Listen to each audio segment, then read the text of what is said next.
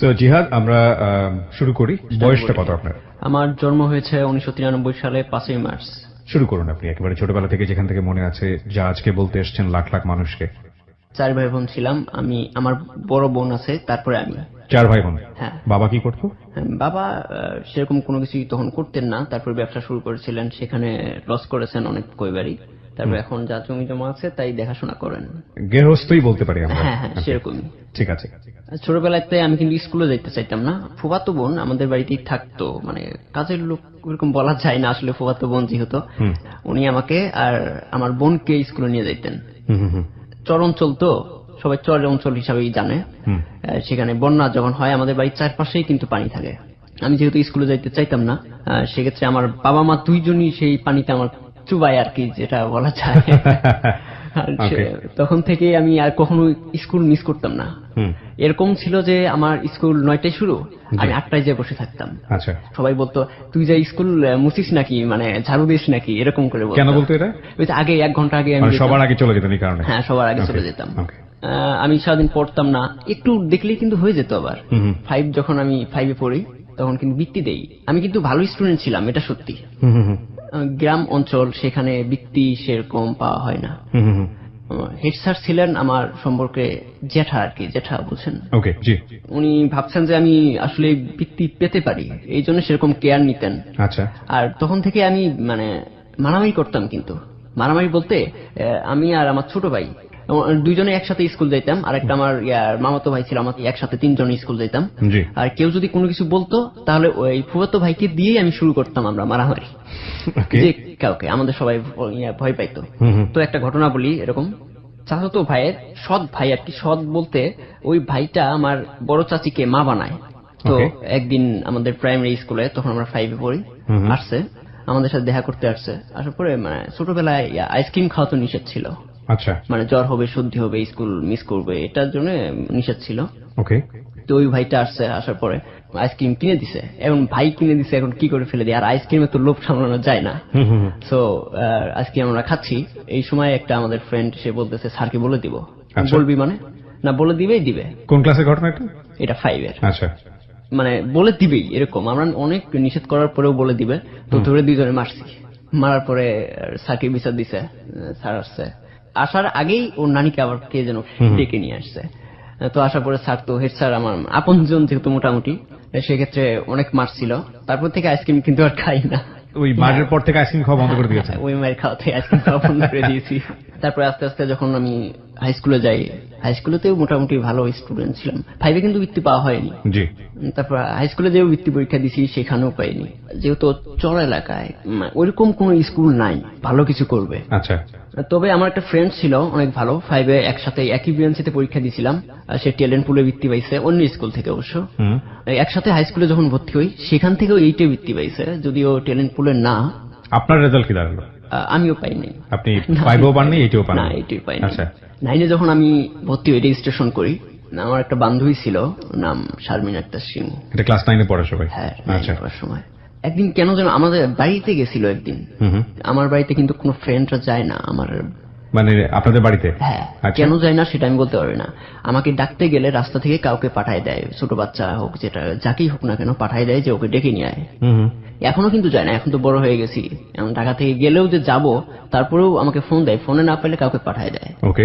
তো আমাদের ফ্রেন্ড নিয়ে যাওয়ার কোনো ইচ্ছাই ছিল না, যদিও আমাদের বাড়ির উপর দিয়েই যাচ্ছিল। তো ডাক দিলাম, ডাক দেওয়ার পরে আসছে, আসার পরে আর সামান্য নাস্তা করার পরে আরেকটা ফ্রেন্ডের বাড়িতে গেছে। তারপর সেদিনও কিছু বুঝি নাই, তবে একটু একটু মনে মনে ভাবছিলাম যে এটা তো ভালোই লাগে। হুট করে কেন যেন একদিন ওকে দেখে আমার হার্টের মধ্যে মানে রক্তক্ষরণ হবে। রক্তক্ষরণ মানে এটাকে হার্ট খুব জোরে পাম্প করা শুরু করলো, এটাকে আমরা বলি বুক ধুক পুক ধুক পুক করা, মানে খুব স্পিডে হয় আর কি, ঠাস ঠাস করে শব্দ হয়। হ্যাঁ হ্যাঁ। এমনকি তখন আমি এই বুকটা ধরে বসে পড়েছিলাম। আপনি এখন দেখতে যেরকম মানে শুকনা পাতলা স্লিম, আমি বলবো এরকমই ছিলেন ছোটবেলাতে? না, এর চেয়ে আরেকটু ভালো ছিলাম। এখনকার চেয়ে 10 থেকে 12 কেজি ওজন বেশি ছিল। সেদিন আমরা আমার সাইকেল ছিল, হাই স্কুলে আসতাম, বেশি দূরে ছিল না যদিও, তারপরে হাই স্কুলে আসতাম আমি সাইকেল দিয়ে। আমরা প্রাইভেট পড়তাম, স্কুল থেকে প্রায় 7 কিলো দূরে। আচ্ছা। তো আরেকটা ফ্রেন্ডের সাইকেল ছিল না, ও আমার সাইকেলেই যাইতো। ও চালায় নিয়ে যাইতো আচ্ছা। বেশিরভাগ সময়। মেয়েটার নাম কি ছিল? শারমিন আক্তার শিমু। শিমু।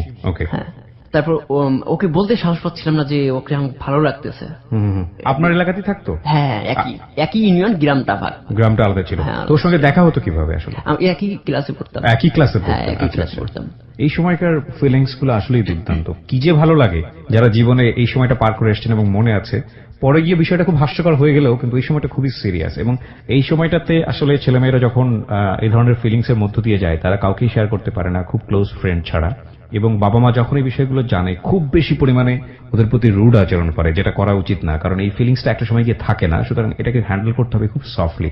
আমি আমার এক বন্ধুকে জানি, ক্লাস 9 এর বন্ধু। আমি পড়াশোনা করেছি ক্যানবোর্ড স্কুলে বগুড়াতে। ওই সময়ে খুব ভালো একজন বন্ধু ছিল সে আমার, খুব অল্প সময়ের। আমার ওই ক্যানবোর্ড স্কুলের প্রথম যে বন্ধুটা, হঠাৎ করে একদিন শুনলাম যে সে আর নাই, সে মারা গিয়েছে। এবং এটা আমি শুনেছি, আমি ঠিক নিশ্চিত না যে সে কোন একটা মেয়েকে ভালোবেসে সুইসাইড করেছিল। তো আমি এখন বুঝি ক্লাস 9 এর রেস্ট আসলে ওই সময় অ্যাডোলেসেন্স পিরিয়ডের সময় ফিলিংসটাও খুব নতুন থাকে, তো আর তীব্র আকারে থাকে। তো এটা নিয়ে আসলে বাবা মার বা অভিভাবক যারা আছেন তাদের এতটা বেশি সিরিয়াস না হয়ে একটু খুব সফটলি ডিল করা উচিত। এবং আরেকটা গল্প আমি বলেছিলাম আপনাদেরকে, আমার একেবারে মানে আর যে ক্যারিয়ার লাইফের একটা খুব ইন্টারেস্টিং গল্প, সেটা আমি বহুবার বলেছি, আজকে আরেকবার বলবো। হঠাৎ করে একদিন একটা খুব ছোট একটা ফ্যান, আমি বলবো ছোট একটা বয়সে ছোট এরকম একজন ফ্যান, একটা মেয়ে আমাকে ফোন দিল এবং সে খুব লাভ করে আমাকে। মানে আমি তো প্রথম দিকে, তখন একেবারে ক্যারিয়ারের প্রথম দিকে আমি খুব এনজয় করছিলাম বিষয়টা। তো 3-4 দিন তার সঙ্গে কথা হওয়ার পরে একদিন হঠাৎ করে বললো আমার মা তোমার সাথে কথা বলবে। ঠিক আছে দাও। তোর মাও আমার সাথে কথা বললো। ওর বাবা থাকতো সাউথ আফ্রিকাতে, এবং ওর মা আমার সঙ্গে কথা বলে এত চমৎকার ভদ্র মহিলাকে আমার লাগলো যে উনি এত সুন্দর করে বললেন যে আমার মেয়েটাকে আমি খুব ভালোবাসি এবং আমার একটাই মাত্র মেয়ে, ওই আমার সম্পদ। সো ওর সঙ্গে কোনোভাবেই, সরি আমি আপনার সময় নিয়ে নিচ্ছি, আমি একটু বলি কারণ বিষয়টা খুব সেন্সিটিভ। ওর বন্ধুর মতো, তুমি কিছু মনে করো না, আমি তোমাকে নিজের ছেলের মতো করেই বলছি, ওকে একটু সময় দাও। আর ওর এই এসএসসি পরীক্ষা, আমি একটা সময় ওকে বুঝিয়ে বিষয়টা থেকে বের করে নিয়ে আসবো, ও ঠিক হয়ে যাবে, ওকে হয়ে যাবে। তো আমি বললাম ঠিক আছে। যখন ও ফোন দেয় আমি একদিনের ওর সঙ্গে কথা বলে রেখে দিব। জাস্ট এই 2 দিন করার পরে সে আর আমাকে ফোন দেয়নি, এবং after a long time 3 or 4 month পরে তার মা আমাকে ফোন দিল এবং মেয়েটা আমাকে ফোন দিল যে সে গোল্ডেন A+ পেয়েছে এসএসসিতে। এবং তার মা আমাকে থ্যাঙ্কস দিচ্ছিল যে তুমি যদি ওই সময়টাতে ওই সাপোর্টটা না দিতে আমি কোনোভাবেই তাকে কন্ট্রোল করতে পারতাম না। তো আমার কাছে, আমি আসলে বিষয়টা নিয়ে আমার কাছে একটা বিশাল লেসন হলো, তখন আমি মাস্টার্স পরীক্ষা দিয়ে দিয়েছি। আমার কাছে লেসনটা হলো এরকম, ওর মা ওর সাথে কতটা ফ্রেন্ডলি, যে কারণে সে আমাকে রিকোয়েস্ট করেছে যে ওকে তুমি 2 মিনিট অন্যভাবে সময় দাও। এবং ইন্টারেস্টিং ফ্যাক্ট হচ্ছে আমাদের সোসাইটিতে এরকম মায়ের সংখ্যা খুবই কম। এগুলোর রেজাল্ট খুব ভালো আলটিমেটলি। যাই হোক, আপনার এই টিনেজ লাভ শুনে আমার হয়তো মনে পড়ে গেল বিষয়গুলো। জি, সুমির কথা শুনছিলাম আমরা। সুমি না শিমু? শিমুর কথা। হ্যাঁ। তারপর আমরা তো প্রতিদিন প্রাইভেটে যাইতাম সাইকেলে। তো আমি ওই ফ্রেন্ডটাকে শাহাদত নাম, কোনো ক্রমে বলতে পারতেছিলাম না যে আমি শিমুকে ভালো লাগে আমার। শাহাদতকে কেন বলবেন?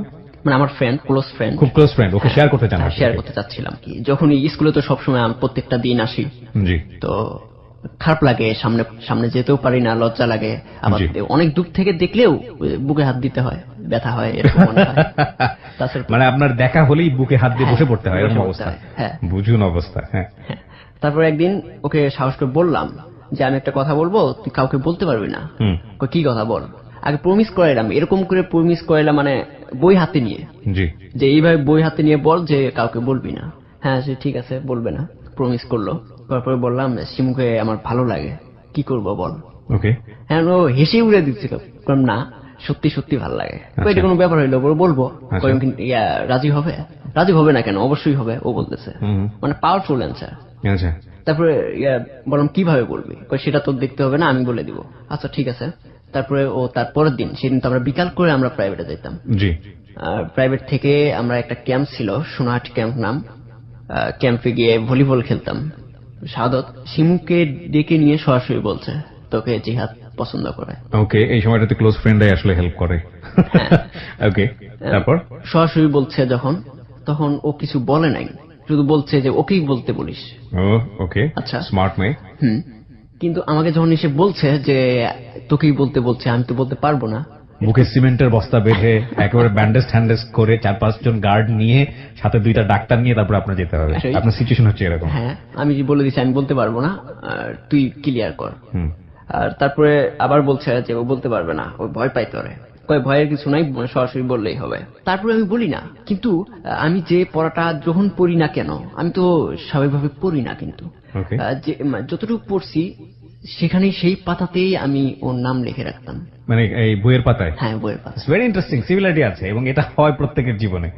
আমার লাইফের প্রথম যার প্রতি এই ফিলটা ছিল, আপনি তো আজকে আমাকে অনেক বেশি নস্টালজিক করে দিচ্ছেন ভাই, নিজের কথা ভেবে বলা উচিত না রেডিওতে। একদিন ক্লাসের টিচার আমাকে ডেকে বলল যে এই লাভ সাইনের মধ্যে এই যে মেয়েটার নাম লিখেছো, এই মেয়েটা কে? থ্যাঙ্কস টু আল্লাহ এটা হিস্ট্রি ক্লাসের টিচারের চোখে পড়েছিল। আমি স্যারের নাম ভুলে গেছি। উনি অনেক ভালোবাসতেন আমাকে, কিছুই বলেননি, খুব নরম স্বভাবের মানুষ। অন্য কোনো টিচারের কপালে পড়লে সেদিন যে কি হতো।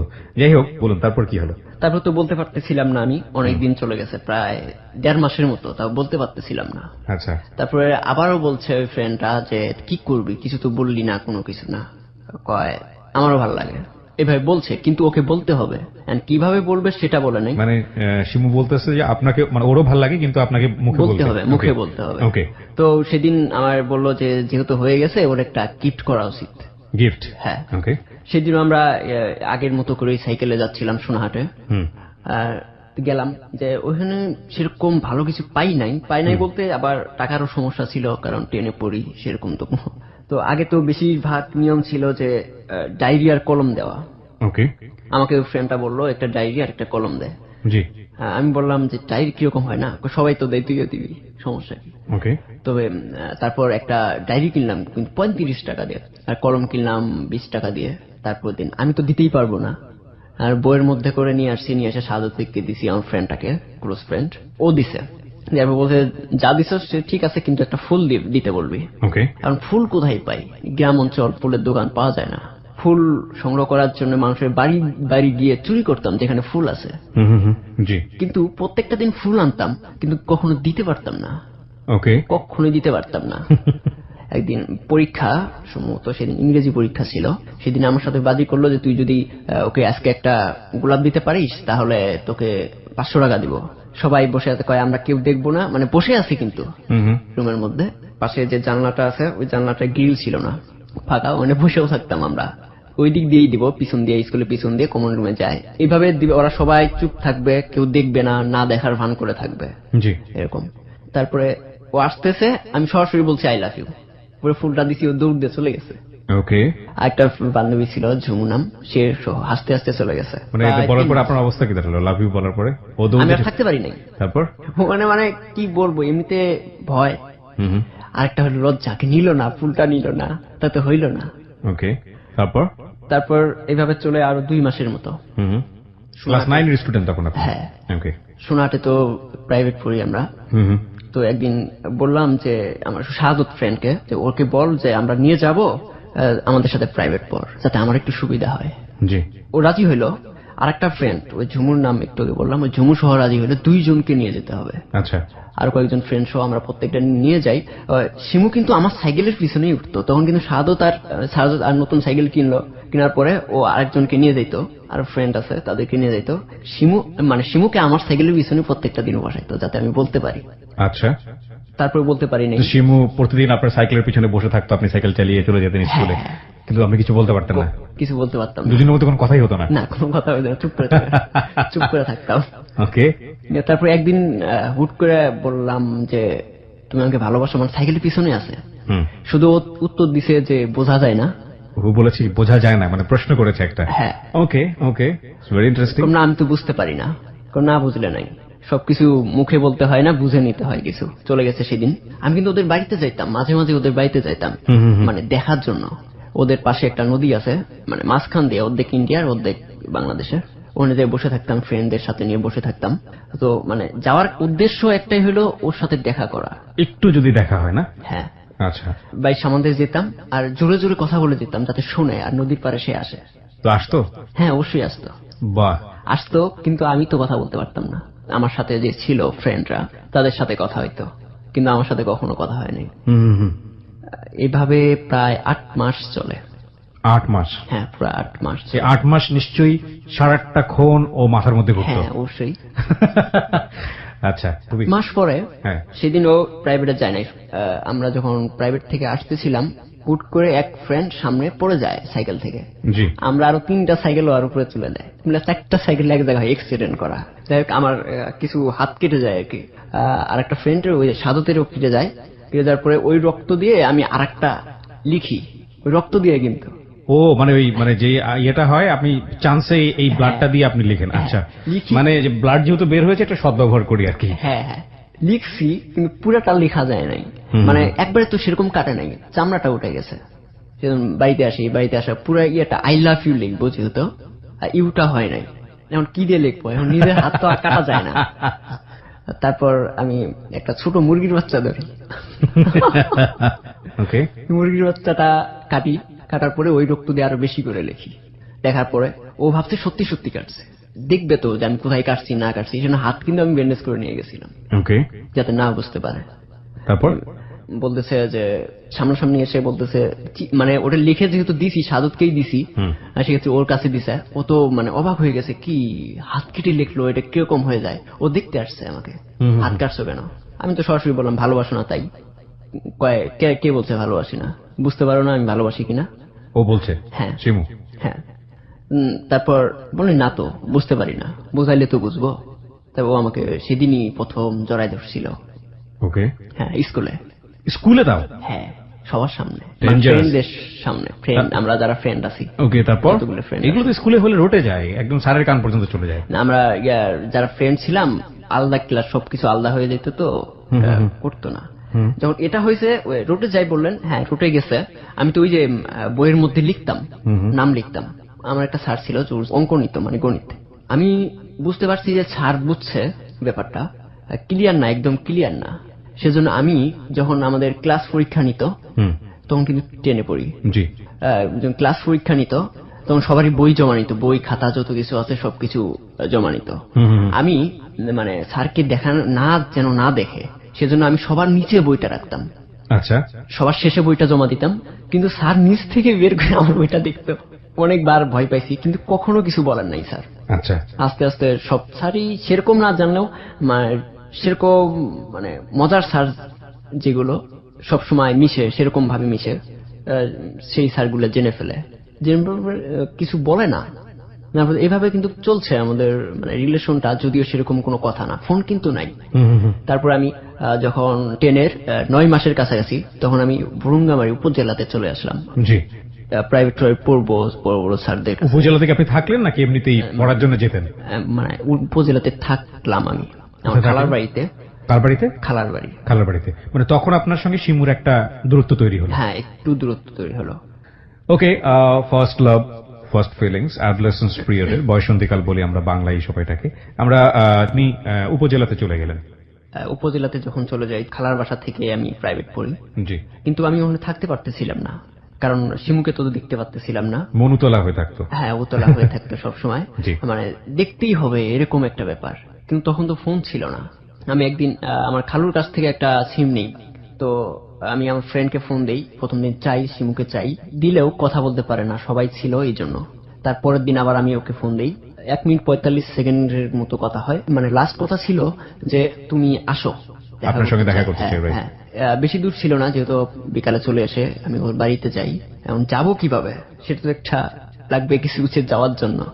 প্রথমেই আমি একটা নোট কালেক্ট করি, সেই নোটটা নিয়েই আমি যাই। ওর আম্মু যখন বাইরে আসে তখন বলি যে নোট আনছি, দেখা করবো এটা সেটা, পরে ভিতরে যাই, যে কথা বলি। তখন আমি যখন ওদের বাড়িতে যাই তখন বাজে প্রায় 6টা, সন্ধ্যা 6টা। হ্যাঁ, আর আমি আসি ওদের বাড়ি থেকে 9টায়। মানে উপজেলাতে যাওয়া হয় নাই, বাড়িতে গেলাম। সেই রাতটাও সেরকম ভালো কাটে না, আসলে প্রথম প্রেম তো উতলা হয়েই থাকে সব সময়। বিদায়ের দিন বিদায় দেয়, তো এসএসসিতে বিদায় দেয়। জি। আমি আমার চাচাতো বোনের বাসায় উঠি, ওখান থেকে আমি পরীক্ষা দিব, এটা সিদ্ধান্ত হয়। আচ্ছা। এখন শিমু কোথায় থাকবে সেটা কিন্তু আমি জানি না। সেন্টারে গিয়েই দেখা, তারপর কখন বের হয়ে যায় বুঝি না। তারপর দ্বিতীয় পরীক্ষা ওইভাবে যায়। ইংরেজি পরীক্ষার আগে আর ভাল লাগতেছিল না, দেখা করতেই হবে। জি। উপজেলাতে আমি কয়েকজন ফ্রেন্ড নিয়ে পুরো উপজেলায় প্রত্যেকটা বাড়িতে গেছি ওকে খোঁজার জন্য। হ্যাঁ। ওকে পাচ্ছিলেন না কেন হঠাৎ করে? মানে হঠাৎ, যেহেতু ফোন নাই, ও কোন বাড়িতে থাকে, মানে উপজেলাতে ও কোথাও গিয়ে থেকে পরীক্ষাটা দিবে, হ্যাঁ, সেটা খুঁজে পাচ্ছিলেন না? না। ওরে বাবা। আচ্ছা, তারপর? প্রত্যেকটা বাড়ি আমি খুঁজি। ওকে। আমাদের সাথে একটা সিনিয়র আপু একটা সাবজেক্টকে ফেল করছিল। ওনার সাথে হুট করে একটা বাড়িতে দেখা হয়।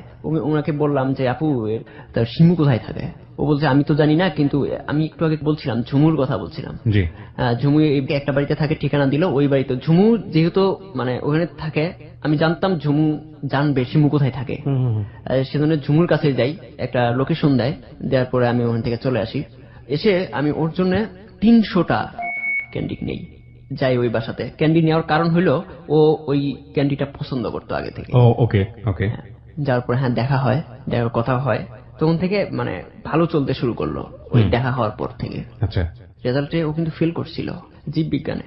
ওহো, আপনি পাশ করলেন? হ্যাঁ, ওর সাথে মানে সন্ধ্যায় যেহেতু রেজাল্টটা পাইলাম, ওর সাথে দেখা করা উচিত, মানে অনেক যাইতে ইচ্ছা করছে কিন্তু যাইতে পারিনি। তখন প্রায় 10টা বাজে, অত রাতে যাওয়া উচিত না। তারপরের দিন আমরা গেলাম, যার পরে আমাদের দেখে তো কান্নাকাটি শুরু করলো শিমু। তারপর সবকিছু ক্লিয়ার। তারপর আমি ফোন কিনি, ফোন কেনার পরে ও বাড়ির ফোন থেকে ফোন দেয়, দেওয়ার পরে এভাবে চলতেছে। তারপরে আমি ওখান থেকে রংপুরে চলে আসি, ল্যাব মেডিসিনে ডিপ্লোমা করার জন্য আসি। ওখানে ভর্তি হই। ও যেদিন আসি আমি একবারে সবকিছু নিয়েই আসি যে আমার থাকতে হবে রংপুরে। ও সেরকম কান্নাকাটি করছিল, রাস্তায় দেখা হয়েছিল। আচ্ছা। তারপর আসার পরে যে বাড়িতে উঠি, একটা সিনিয়র ভাইয়ের ইয়াতেই উঠি, মালিককে আমরা মামা বলতাম। আচ্ছা। তখন কিন্তু আমি থাকতে পারতেছিলাম না, সারাদিন ছাদে বসে দাঁড়িয়ে থাকতাম, রোদ যাইতো আমার উপর দিয়ে, আসলে মন বসতো না। মানে একদিকে শিমু, আরেকদিকে মানে হঠাৎ করে অন্য কোথায় যাওয়া, দুটাতেই ভালো লাগতেছিল না। 3 দিনের দিন আমি আবার বাড়ি আসি। আচ্ছা। ক্লাস কিন্তু মিস করছি আমি। আবার রংপুরে আসি, 7 দিন থাকি, থাকার পরে আবার বাড়ি যাই। বাড়ি থেকে যখন সেরকম রাগারাগি করে, তারপরে টানা 2 মাস থাকি আমি। 2 মাসে একটা ক্লাসও মিস করিনি। তখন শীতকাল ছিল, রাস্তাতে কোনো কিছু দেখা যাইতো না, কুয়াশা পড়তো। আচ্ছা। ও ফোন কিনে কথা ভালো চলতেছিল। 2012-তে ওর বাড়ি থেকে বিয়ে দেওয়ার জন্য বলে। ও বিয়ে তো করবে না, ও পালায় আসে আমাদের বাড়িতে সরাসরি, কিন্তু আমার বাড়ি থেকে আবার রেখে আসে। তারপর ওর বিয়ে দিয়ে দেয়। তো কাকে বিয়ে দিয়ে দেয়? শিমুকে। শিমুকে বিয়ে দিয়ে দেয়? তখন আপনি কোথায়? আমি রংপুরে ছিলাম। বাড়ি থেকে পালিয়ে আসে আপনার জন্য? হ্যাঁ। আপনি পালিয়ে আসতে বলেন ওকে? না। ও পালিয়ে আসার পরে ও আবার চলে যায় ব্যাক? না, ব্যাক যায় না, মানে আমাদের বাড়িতে উঠে সরাসরি। তারপর যেহেতু মানে ছোট, আমিও ছোট, ও ছোট, হ্যাঁ, ওর মানে হয়তোবা বিয়ে দেওয়া যায়, কিন্তু আমি তো ওকে রাখার মতো যোগ্যতা হয় নাই। আমি বাড়িতে মানে ফোন অফ করে রাখি, আর বাড়ি থেকেই ওকে আবার বাড়িতে রেখে আসে। যে রাখে নাই, মানে আলটিমেটলি সিচুয়েশনটা খুব ম্যাচিউর সিচুয়েশন ছিল, মানে আলটিমেটলি এটা রাখা সম্ভব ছিল না, আর আপনার দিক থেকে এটা সম্ভব ছিল না ওকে ধরে রাখা। হ্যাঁ। সো যে কারণে আপনি এক ধরনের পলায়ন পরতাই বেছে নিয়েছেন, সামহাও ফোন বন্ধ রেখেছেন, মানে যেভাবে হোক ওর হাত থেকে বাঁচতে চেয়েছেন। হ্যাঁ, বাঁচতে চেয়েছি। True, this is absolutely true. এই ইমোশনটা থাকে না, এবং ওর দূরত্ব যেটা হয়েছে, ও ভুলে গিয়েছে, ওর জায়গা থেকে ইমোশনটা আসেনি। তো ওকে নিয়ে গিয়ে ওর ফ্যামিলির লোকজন তারপরে বিয়ে দিয়ে দিয়েছে? হ্যাঁ, বিয়ে দিয়ে দিয়েছে। তারপর দেওয়ার পরে 6 মাস আমার সাথে কথা হয়নি। চেষ্টাও করি নাই সেরকম, কারণ যেটা হয়েছে 6 মাস পরে ও আমাকে ফোন দেয়। সেদিন ছিল আমার বার্থডে, জন্মদিন ছিল। হ্যাঁ। আচ্ছা। আমি পার্কে বসেছিলাম, সুরভি উদ্যান রংপুরে। ফোন দিয়ে বলতেছে হ্যাপি বার্থডে, সরাসরি আননোন নাম্বার। আমি তো কণ্ঠটা শুনেই চিনতে পারছি যে ও। কথা বললাম, বলতেছে বাড়ি আসো না? না, সেরকম যাওয়া হয় না টানা, কিন্তু আমি 6 মাস আর বাড়ি যাইনি। পড়াশোনাটাও সেরকম খারাপ হয়ে গেছে শিমু না থাকাতে। আচ্ছা। অনেক কষ্ট হয়েছে। তারপরে ওর কথাতেই আমি বাড়ি যাই যে একবার অন্তত দেখা করো। দেখা হয় যেভাবে ওর স্বামীকে নিয়ে আসবে ওর বাড়িতে। আচ্ছা। রাস্তায় দাঁড়ায় থাকতে হবে। ওকে ওকে। মমতাজের ওই গানটা শুনেছেন? বন্ধু যখন বউ লইয়া আমার বাড়ির সামনে দিয়া হাইটটা যায়, রঙ্গ করে হাইটা। তারপর শুনছেন তো? তাহলে গুড। ওইভাবে দেখা করতে হবে, রাস্তা দিয়ে আসবে, আমরা দাঁড়ায় থাকবো, সেভাবে দেখা হবে। কারণ স্বামীর সামনে তো আমরা যাওয়ার গেলে আগে যেহেতু স্বামী শুনেছে সবকিছু, যে রিলেশন চলছে অনেকদিন, স্বামীও জানতো বিষয়টা? হ্যাঁ, জানতো।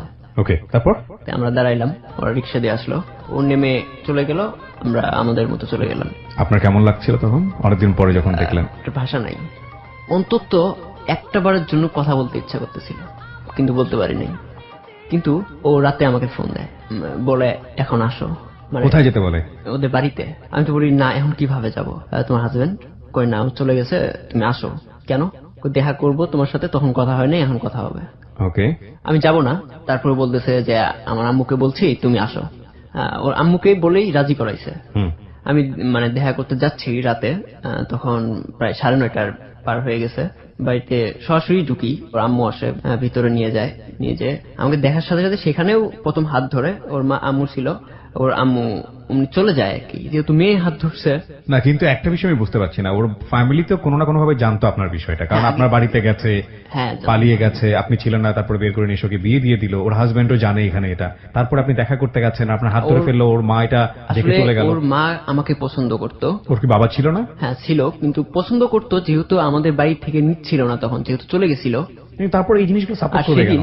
সেদিন রাতে ওর বাবা ছিল না, আচ্ছা, এই জন্য ওর মাকে যেভাবে হোক বুঝায় সে কনভিন্স করেছে। হ্যাঁ কনভিন্স করেছে। হাত ধরার চেয়ে বেশি কিছু হয় নাই সেখানে। সেই রাতে চলে আসি। তো কি বলতেন ওকে, ওই যে দেখা করলেন এতদিন পরে, কি বললেন ওকে? ওকে আমি সেরকম কোনো কিছুই বলতে পারি নাই, কারণ ও কি বললো? আগের কথাগুলি বলতেছিল, তুমি আমাকে ফিরিয়ে দিলা কেন, কি দোষ করেছিলাম, কিন্তু আমি তো কোনো উত্তর দিতে পারি নাই। ওকে। তারপরে আমি আবার রংপুর চলে যাই, তো আগের বাসাতেই, ওখানে প্রায় 2.5 বছরের মতো থাকি। একদিন শুনতে পাই যে মামার বাসাটা ভাড়া দিয়ে দিবে একটা কোচিং সেন্টার। আমাদের বাসা ছিল না, তারপর খোঁজাখুঁজি শুরু করলাম। যত দূরে যাচ্ছিলাম, মানে রংপুরটা তখন কিন্তু সেরকম ভালো ছিল না, এরকম রাস্তায় গেলে নতুন বিশেষ করে প্রাইমারি স্টুডেন্টদের ফোন টাকা পয়সা নিতই, এই ধরনের ছিনতাইকারী, ছিচকে চোর। হ্যাঁ হ্যাঁ হ্যাঁ। এটা কেন বলছেন আপনি? আমরা যে বাসাতে থাকতাম ওই টার্মিনাল এলাকায় থাকতাম। ওই টার্মিনাল এলাকায় ওই মামা, এমনকি মামার গোষ্ঠীটাই ছিল পুরোটাই, ওখানে কেউ আমাদের কোনো কথাই বলতে পারতো না, মামারা সাপোর্ট দিত। আরেকজন ছিল সুজন ভাই নাম, ওই এলাকা সবাই ওনাকে, যদিও অনেক ভদ্র, কিন্তু সবাই ওনাকে ভয় পাইত। ওকে। এই জন্য আর কোথাও মানে যাওয়া হয়নি, 1 মাস আমরা সময় নেই। তবে সুজন ভাইয়ের ইয়েতেই আমরা ওনার একটা ফুফাতো বোনের বাড়িতে যাই। ওকে। মানে ওই বাড়িতে যাইতে চাইছিলাম না, কারণ হইলো মেন রোড থেকে আরকে রোড থেকে একটু যেতে হয়, কিন্তু যে রাস্তায় যেতে হয় সেই রাস্তায় একটু বৃষ্টি হলে পানি জমে।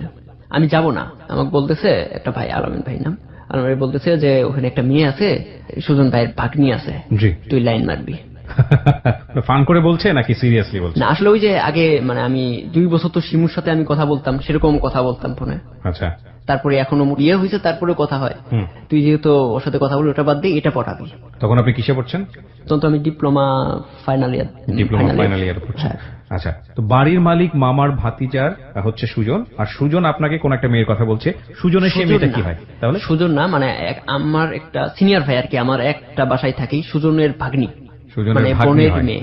হ্যাঁ। মেয়েটার নাম কি? আন্তরা আনিকা আভা। আনিকা আভা, হ্যাঁ। আমরা যখন ওই বাড়িতে যাই, আমি কিন্তু মানে বাড়িতে আসার আগে 5 বার আসি। কোথায় আসেন?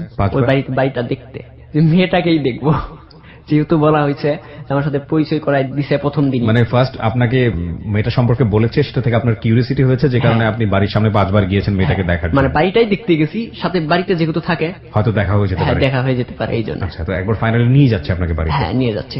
যে দেখতে যাচ্ছে তার সাথে আমি যাচ্ছি, আমাকে নিয়ে যাচ্ছে। আর আমি এরকম ছিলাম যে সবারই হয়তো বা স্নেহ ভাজনই ছিলাম, যে যেখানেই যাক না কেন, বিকজ আপনার চেহারা, অবয়ব সবকিছু মিলিয়ে স্নেহ ভাজনের মতোই আর কি। সরি ফর, আমি জানি না এটাকে আপনি পজিটিভলি নিবেন নাকি না নেগেটিভ। না, অবশ্যই। হ্যাঁ, তো স্নেহই করতে সবাই। হ্যাঁ, সবাই যেখানেই যাক না কেন, ছোট বড় কোনো কাজ বা মানে অকাজ আর কি, সব জায়গায় নিয়ে যেত। ওকে। যাই হোক, ওই বাড়িতে আমরা পার্মানেন্টলি উঠে গেলাম। যেহেতু আমরা সুজন ভাই করে বলি, ওনার বোনের মেয়ে, সেক্ষেত্রে ভাগ্নি হয়ে যায়। যেহেতু ভাগ্নি হয়ে যায়, সেক্ষেত্রে তো আমি মানে কেমন করে আমি বলি, ওনার আম্মুকে আমরা যেহেতু আপা বলেও ডাকি, সেক্ষেত্রে লাইন মারা তো দূরের কথা, আশেপাশে যাওয়াটা কিরকম যেন একটা অস্বস্তিকর ব্যাপার। তারপরেও কথাবার্তা বলি, নাম ধরে ডাকি, ও আমাকে মামা বলে ডাকে। সো আভা আলটিমেটলি আপনার সম্পর্কে ভাগ্নি হতো আর কি? হ্যাঁ, সম্পর্কে ভাগ্নি হতো।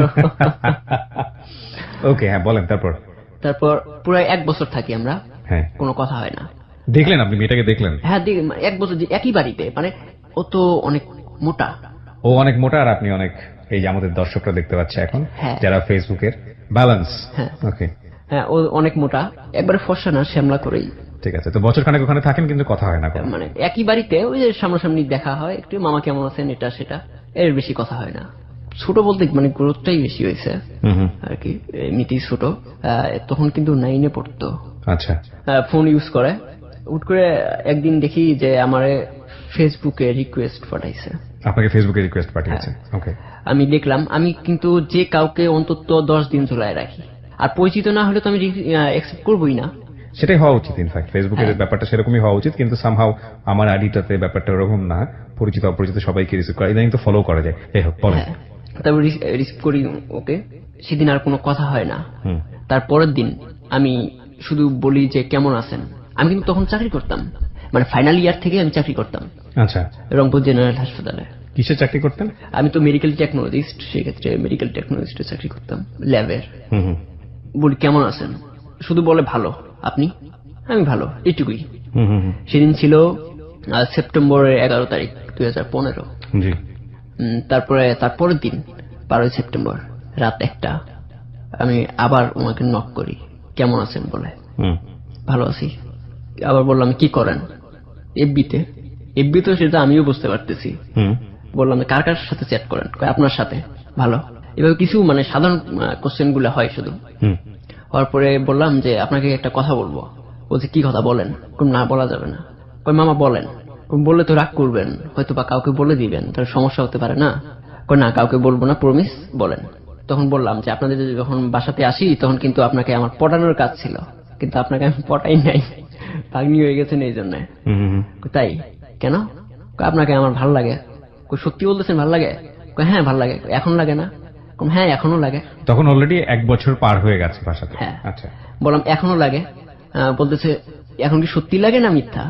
কই হ্যাঁ সত্যি লাগে। তো কি করতে চান? তারপরে বললাম ভালোবাসি। একবার ডিরেক্টলি বলে ফেললেন। এটা কি ফান করছিলেন ওই সময়টাতে? ফান করতেছিলাম। ফান করতেছিলেন, রাইট। ওকে। হ্যাঁ ভালোবাসি। কই আপনি তো সবাইকেই বলতে পারেন, কেন আমি কাকে বললাম? একটা কথা বলি, জি। ওদের বাসায় একটা মেয়ে ছিল, আমাদের রান্না করে দিত খালা, ওনারই মেয়ে। ওনাকে ভালোবাসি বলেছিলেন? না না, ওকে। ছোট মেয়ে। যে কারণে ও বলছিল যে আপনি সবাইকে বলেন whatever it is. I am just kidding. Okay. হ্যাঁ হ্যাঁ, কারণ আছে এটা। ছোট মেয়ে, ওকে দিয়ে মানে পাশ দিয়ে একটা মেয়ে যেত, অনেক সুন্দর, ও ওকে। হিজাব পরে যেত, কিন্তু তারপরে অনেক সুন্দর। বলছিলাম যে ওর নাম্বারটা নিয়ে আসিস তো, ও নাম্বারটা এনেও দিয়েছিল। আমি কথা বলছিলাম, কথা বলেও বলছি ভালোবাসি। এখন ওই মেয়েটা রেকর্ড করে রাখছিল। ওহো। এখন রেকর্ড করে ওই যে মেয়েটা ছিল যার দিয়ে আমি নাম্বারটা নিয়েছিলাম তার কাছে পাঠাই দিছে, শোনাইস। এটা নিয়ে এসে আমাকে না দিয়ে ওই আভাকে শোনাইছে, ওদের বাড়িতে থাকে, ওর কথাই সবসময় শোনায়। Very dangerous situation. এবার তো অবস্থা খারাপ হয়ে যাবে। হ্যাঁ বলেন তারপর। বলছে, আপনি তো সবাইকেই বলেন। আমি কাকে বললাম? তারপর ওর নাম ছিল রিয়া। রিয়াকে বলছেন? ওটা তো মিথ্যা মিথ্যা মিথ্যা বলছি, এটা বললাম। তাহলে আপনিও আমার সাথে মিথ্যা মিথ্যা বলছেন? না না, আপনার সাথে মিথ্যা মিথ্যা বলবো কেন, সত্যি সত্যি বলছি। আর কি করতে পারবেন? যা করতে বলবেন তাই। আচ্ছা তাহলে কাজ করুন একটা। এসব কথা বলতে বলতে ভোর 5টা বেজে যায়। এই ফেসবুকে কথা বলতে বলতে ভোর 5টা। তো শেষে বললাম যে আপনার সাথে আমি চ্যাট করব না। কেন? আপনি স্লো মোশন একদম, মানে আস্তে আস্তে দিচ্ছিল। আপনার সাথে তো আমি একাই চ্যাট করতেছি না, আরো 3 জন আছে। এটা কে বলছে? আভা। আভা বলছে? হ্যাঁ। ওকে। আচ্ছা, তো আমি বললাম যে আপনি মানে এসব কথা বলার দরকার নাই, ভালোবাসি, ভালোবাসার মধ্যেই থাকুক, সমস্যা নাই, বলার দরকার নেই। না বলার দরকার আছে, বলে দিব আমি। কাকে বলবেন? আমি ভাইয়াকে বলবো। বলেন, সমস্যা কি? না মারবে আর কি করবে, না হয় সকালবেলায় এখনই উঠে পালাবো আমি। এভাবে বললাম। কয় আপনি সত্যি বলতেছেন ভালোবাসেন? হ্যাঁ বাসি তো। কয় আচ্ছা কালকে সকালে আপনি আমাকে সামনাসামনি বলবেন, যদি বলেন তাহলে। আমি বললাম হ্যাঁ পারবো না কেন, অবশ্যই পারবো। বললাম কয়টার সময়? কয় আপনি কখন বের হন? আমি কিন্তু তখন 12টায় অফিসে যাই, হাসপাতালে যাই। ততদিনে কি হয়েছে? শিমু কি মাথা থেকে চলে গেছে নাকি তখনও শিমুকে মিস করেন? মিস তো অবশ্যই করি, প্রথম প্রেম ছিল। আচ্ছা, এর মাঝেই আমি এইগুলো হচ্ছে আর কি। ওকে। তারপর আমি কয় আমাকে তো সব সময় পাবেন না, আমি তো রুমে হয়তো থাকবো অথবা স্কুলে যাব। আমি 12টার আগেই আসবো স্কুল থেকে। কোন ক্লাসে পড়তো? 9-এ পড়তো। 9-এ পড়তো। ওকে।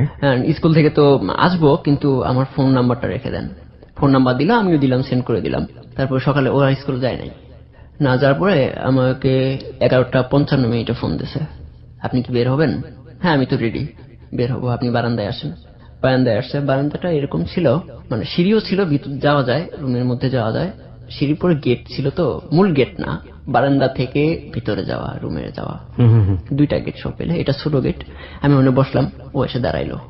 ও দাঁড়ায় আছে উপরে, কিন্তু আমি বসে আছি নিচে। সিঁড়িতে আমি বসে আছি, ও বারান্দাতে দাঁড়ায় আছে। ওকে। আমি ওখান থেকে বললাম যে ভালোবাসি। ওকে প্রিয় শ্রোতা, আমরা এই জায়গাটা একটা বিরতি নেব। Sometime fun is dangerous, specially on the sector of love, but it happen in life, cause life is more than drama. আমরা সবসময় বলি যে জীবন নাটকের চেয়েও নাটকীয়, এবং আসলে এই নাটক কোন নাটকের জন্ম দেয়, কোথায় গিয়ে থামে, কোন বাকি গিয়ে আমরা কোথায় ঢুকে যাচ্ছি বলা খুবই মুশকিল। ছোট্ট একটা বিরতি, আমি কথা না বাড়িয়ে জিহাদের কাছে আবারও ফিরছি। জিহাদ, আমরা যেখানটায় ছিলাম কোন একটা জায়গায় দাঁড়িয়ে থাকে বারান্দায় বসেছিলাম। আর তখনও তো আপনি সিরিয়াস না, ফান করছেন? তখনও ফান করছি। ওকে। আমি বললাম ভালোবাসি। কয় এটা না, অন্য কথা বলেন, আর আপনি যে আমার সাথে মজা করছেন সেটা বোঝাই যাচ্ছে, আপনি তো আমাকে ভালোই বাসেন না। তারপর বললাম আই লাভ ইউ, বলে আমি চলে আসি। আসার পরে হসপিটালে যখন আসি তখন আমাকে ফোন দেয়, বলে আপনি মিথ্যা মিথ্যা বলতেছেন কেন। আমি বলতেছি, আবারও বলতেছি, কিন্তু না আমি মিথ্যা মিথ্যা বলতেছি না, সত্যি বলতেছি। কয় না আপনি মিথ্যাই বলতেছেন। না আমি মিথ্যা বলতেছি না। কয় তারা এখন আসেন তো আপনি বাসায়। যদিও ফান, তারপর একটু মজা নেওয়ার জন্য বিশেষ করে বলে যে আপনি যদি আমাকে ভালোবাসেন সত্যিকারে তাহলে আমার রুমে সরাসরি আসেন। আমি বলতেছি না আমি তো পারবো না, এখন সবাই আছে, যাওয়া যাবে না। তো ভালোই বাসেন না বলতেছে, এবং ওকে তো দেখাতে হবে যে আমি ভালোবাসি, সেজন্য রুমে যাই। রুমে যে ওর রুমেই সোফা আছে, সোফাতে বসে থাকি। কই কতক্ষণ থাকতে পারবেন। যতক্ষণ আপনি বলতেছেন। তখনও কিন্তু আপনি বলতেছি আমি। 20 মিনিটের মতো থাকার পরে বলতেছে এখন যান। কেন আরো থাকা লাগবে না, এখনই চলে যাব। বলতেছে না আর লাগবে না। কেন, কি বুঝলেন। বলতেছে ভালোবাসেন না কেন, এখনো তো আপনি তুমি করে বলতে পারলেন না। ওকে, এখানে একটা খুব ইন্টারেস্টিং ঘটনা ঘটেছে। সেটা হচ্ছে কিছু কিছু মানুষ আছে যারা আমরা ডার্টি থিং করতে ভালোবাসি, ইনফ্যাক্ট নেগেটিভ জিনিসগুলো মনের মধ্যে অটোমেটিক্যালি আসে। তো যাই হোক, এখানে আমার যেটা মনে হয় যে ফেসবুক আমি কিছুক্ষণের মধ্যেই কমেন্টস পাবো এরকম যে অনেকেই অনেক কিছু ভেবেছিলেন। আসলে ভাই ছোট ছোট বিষয়গুলো অনেক বেশি নাটকীয়। ওকে, হ্যাঁ, তারপর কি হলো। যখন বলছে যে এখনো তো আপনি তুমি বলতে পারলেন না, রাইট। আমি তখন বললাম আপনি তো তুমি বলেন নাই। কয় আপনি বলেন তারপরে বলবো। আমি তো বলতে পারবো না, কারণ আপনি এতদিন থেকে বলে আসছি, সেক্ষেত্রে তুমি হঠাৎ করে বলবো কি করে। তারপর না বলে তারপরে যাবেন, মানে একটা জেদ করে বসলো। তারপর বললাম আচ্ছা থাকো, বলে আমি বের হয়ে চলে আসি। তখন লাঞ্চ করে আমি আবার হসপিটালে যাই। এইভাবে চলে 16ই ডিসেম্বর পর্যন্ত 2015-তে। 16ই ডিসেম্বরে আমি যাই রংপুর স্টেডিয়াম আর কি, ফুটবল স্টেডিয়াম। সেখানে আর কি কুচকাওয়াজ এরকম কিছু হবে আর কি, এই জন্য ওখানে আমি গেছি, যায় দাঁড়ায় আছি ছোট্ট একটা ছেলেকে নিয়ে, মানে আমাদের সাথেই থাকতো, রিঙ্কু নাম। কোথাও গেলে আমি ওকে নিয়ে যেতাম, ছোট মানুষ, ওর ভাই নিয়ে যেত না। তো আমি নিয়ে দাঁড়ায় আছি, দাঁড়াতে কে যেন আমার পিছনে হাত দিছে। রিঙ্কু এটা দেখতে পারছে যে আভা আবার রিঙ্কুকে না করে দিছে যে বলিস না। এখন পাশে এসে দাঁড়াইছে, দাঁড়ায় মানে ফ্রেন্ডদের সাথে গেছে ওরা, যে আমার হাত ধরছে। চমকে উঠছি, পাশে দেখি যে আভা দাঁড়ায় আছে। তুমি এখানে, তখন তুমি হয়ে গেল ডিরেক্টলি। হ্যাঁ। ওকে, আসলাম, তুমি আসছো সেজন্য। ওকে। তারপর বলতেছে চলো খাওয়াবা কিছু। আমার তো খাওয়ানোর মতো টাকা নেই, তোমার আমি খাওয়াবো কিভাবে। আমার যদি খাওয়া ওই 2 জন আছি তাহলে হবে, না হলে তো নাই, আমি তো খাওয়াতে পারবো না। কারণ আসো আমার ফ্রেন্ডরা আছে, মানে সাথে আবার দেখাইলো যে আমার বয়ফ্রেন্ড, ওর ফ্রেন্ড গুলো বলতেছে যে চলেন, ওদের ফ্রেন্ডদের সামনে আমি কেমনে না করবো। তো আমার কাছে সেরকম তো টাকাও ছিল না। ওখানে ঢাকা ফাস্টফুড, রংপুর ঢাকা ফাস্টফুডে গেলাম।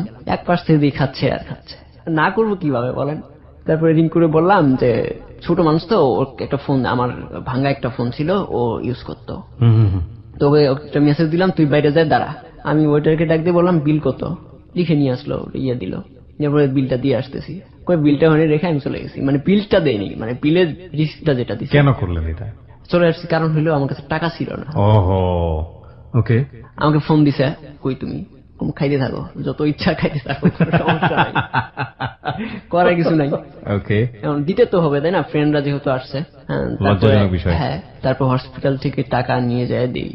হসপিটাল থেকে টাকা মানে হচ্ছে আপনি যেখানে জব করতেন? হ্যাঁ। রাইট, বুঝতে দেন নাই? না, পকেটে যে টাকা নাই এটা আপনি বুঝতে দেন? বুঝতে দেয়নি, কিন্তু ও বুঝতে পারছে যে আমার কোনো টাকা নেই। আর কারণ হলো তার আগে 16 ডিসেম্বর কয়েকদিন আগে ওকে বলেছিলাম যে আমার ফ্যামিলি কি অবস্থায় চলে না চলে সবকিছু বলেছিলাম, ইকোনমিক কন্ডিশন। হ্যাঁ, সবকিছু বলেছিলাম। এর সাথে রিলেশন করার আগে আমি যখন এদের বাসায় আসি, আমি সবাইকে শোনাইতাম, এমনিতে মিথ্যা মিথ্যা ভাবে শোনাইতাম যে আমার ওয়াইফ আছে, বাচ্চা আছে, ডিভোর্স হয়ে গেছে, প্রেমের বিয়ে ছিল, আর বাচ্চাটাই এখনো আছে। কেন শোনাতেন এটা? ভাল লাগতো, এটা বলতে ভাল লাগতো? হ্যাঁ। অদ্ভুত, মানে কোনো কারণ ছাড়াই? হ্যাঁ, কারণ ছাড়াই। আর যখন এর সাথে একটু রিলেশন মানে প্রথম থেকে শুরু হয়ে গেল, তখন থেকে আরো বেশি করে বলা শুরু করলাম, যাতে যদি ও আমাকে ভালোবাসে তাহলে অবশ্যই বাচ্চা কেন, আর একটা বউ থাকলেই করবে। ও, মানে আপনি নেগেটিভ ভাবে আলটিমেটলি সে কতটুকু ভালোবাসে সেটা জাজ করতে চেয়েছেন। ওকে।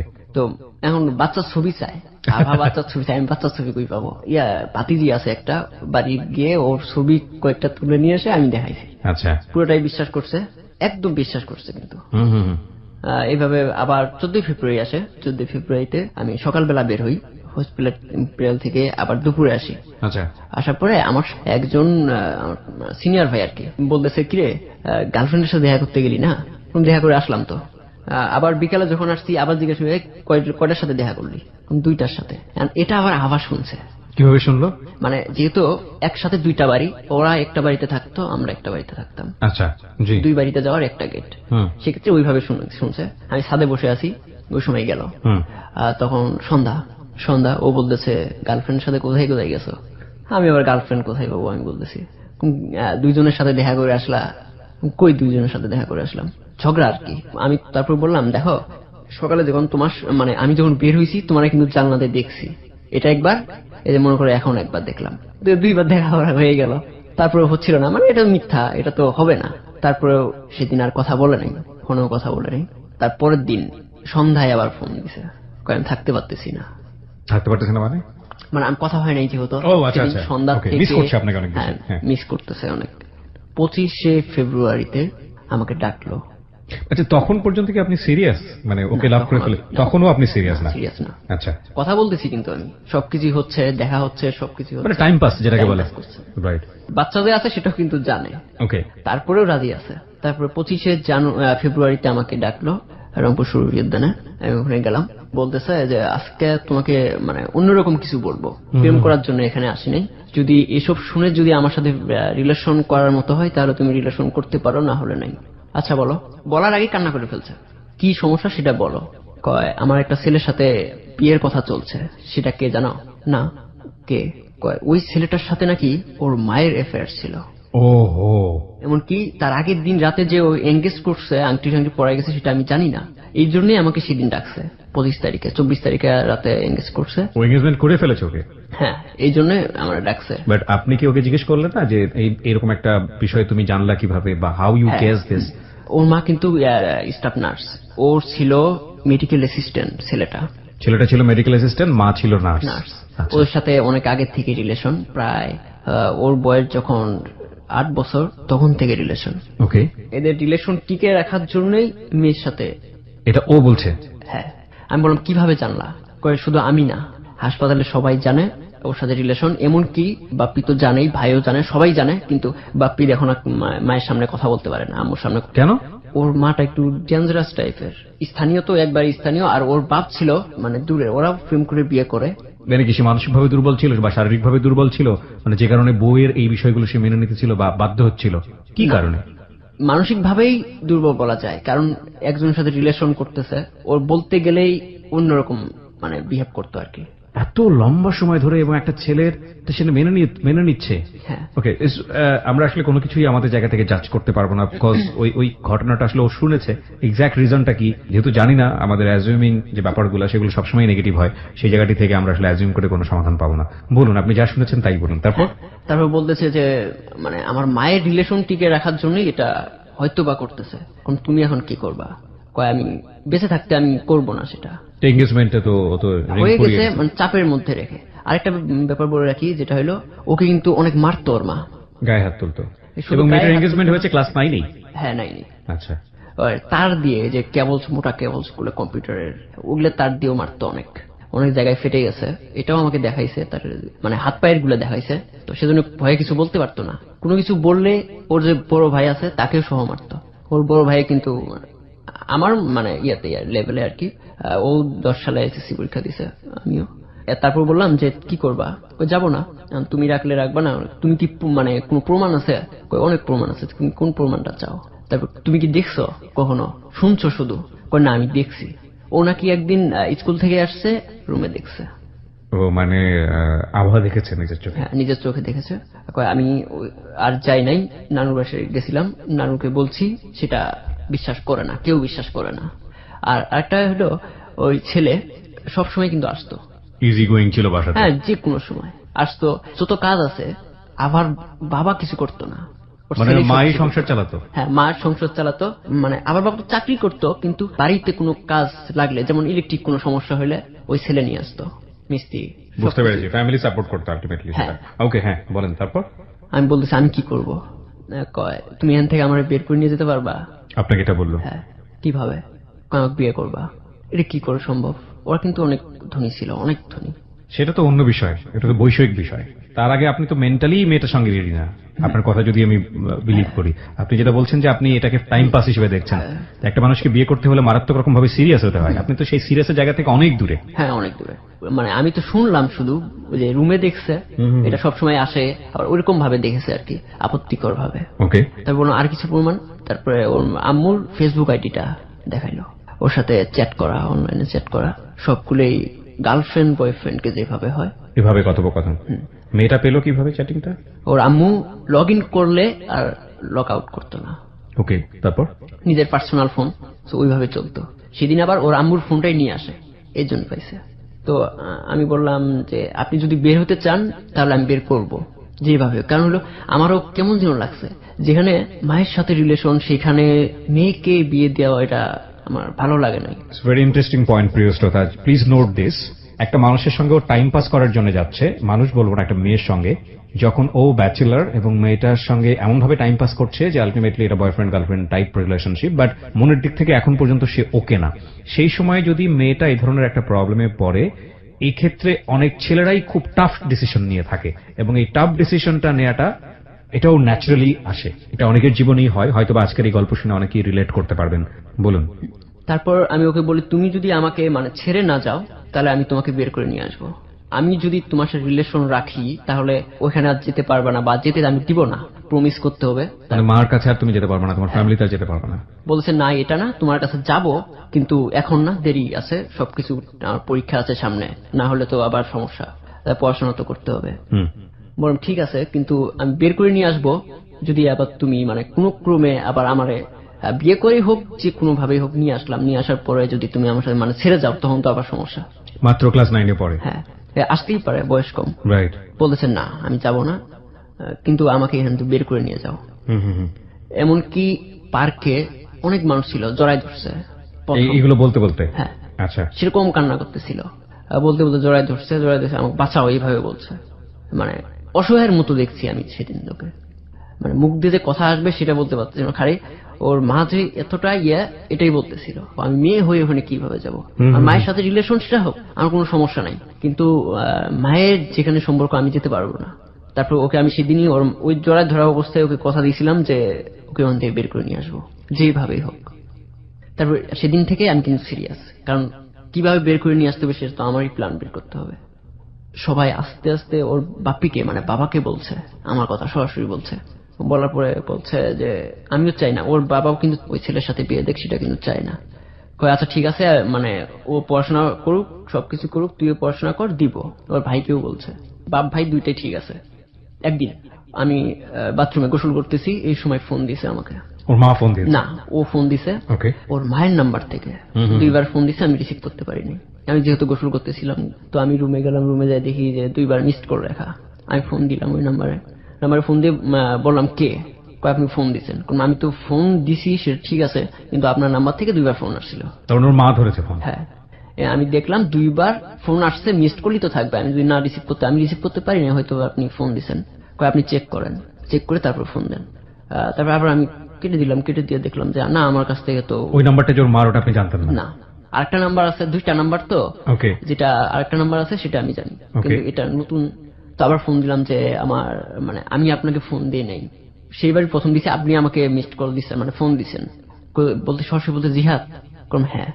কয় আমি আবার আম্মু। প্রিয় শ্রোতা, আমরা যে জন্যই বলি যে আসলে কোনো বাকি অনুমান করবেন না, কোথায় গিয়ে দাঁড়াবে এরপরে ওর জীবন গল্পটা। পরে ফিরছি জিহাদের কাছে। জিহাদ, আমরা যেখানটায় ছিলাম।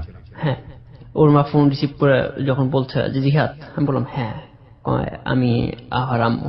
আচ্ছা ঠিক আছে বলে রেখে দিছে। এর মাঝে কিন্তু আমি বের হয়ে গেছি হসপিটালে। তারপর ওকে নাকি সেরকম মারছে, আমার সাথে কথা বলবে এটা বলছে। তারপর ও অনেক কিছু বলে বোঝাইছে, আর কোনোদিন কথা বলবে না, এটা সেটা বোঝাইছে। ওর ভাইকে বলছে, ওর বাপকে বলছে, বলার পরে মানছে। তো রমজান মাস, তো একদিন হুট করে এসে আমাকে ডাকলো ওর আম্মু। আমি কেন ডাকতেছে, আর কোনো ঝামেলা হয়েছে নাকি, বুঝলাম না। তারপরে দেখি মেসের যারা আছে তাদেরকেও ডাকলো।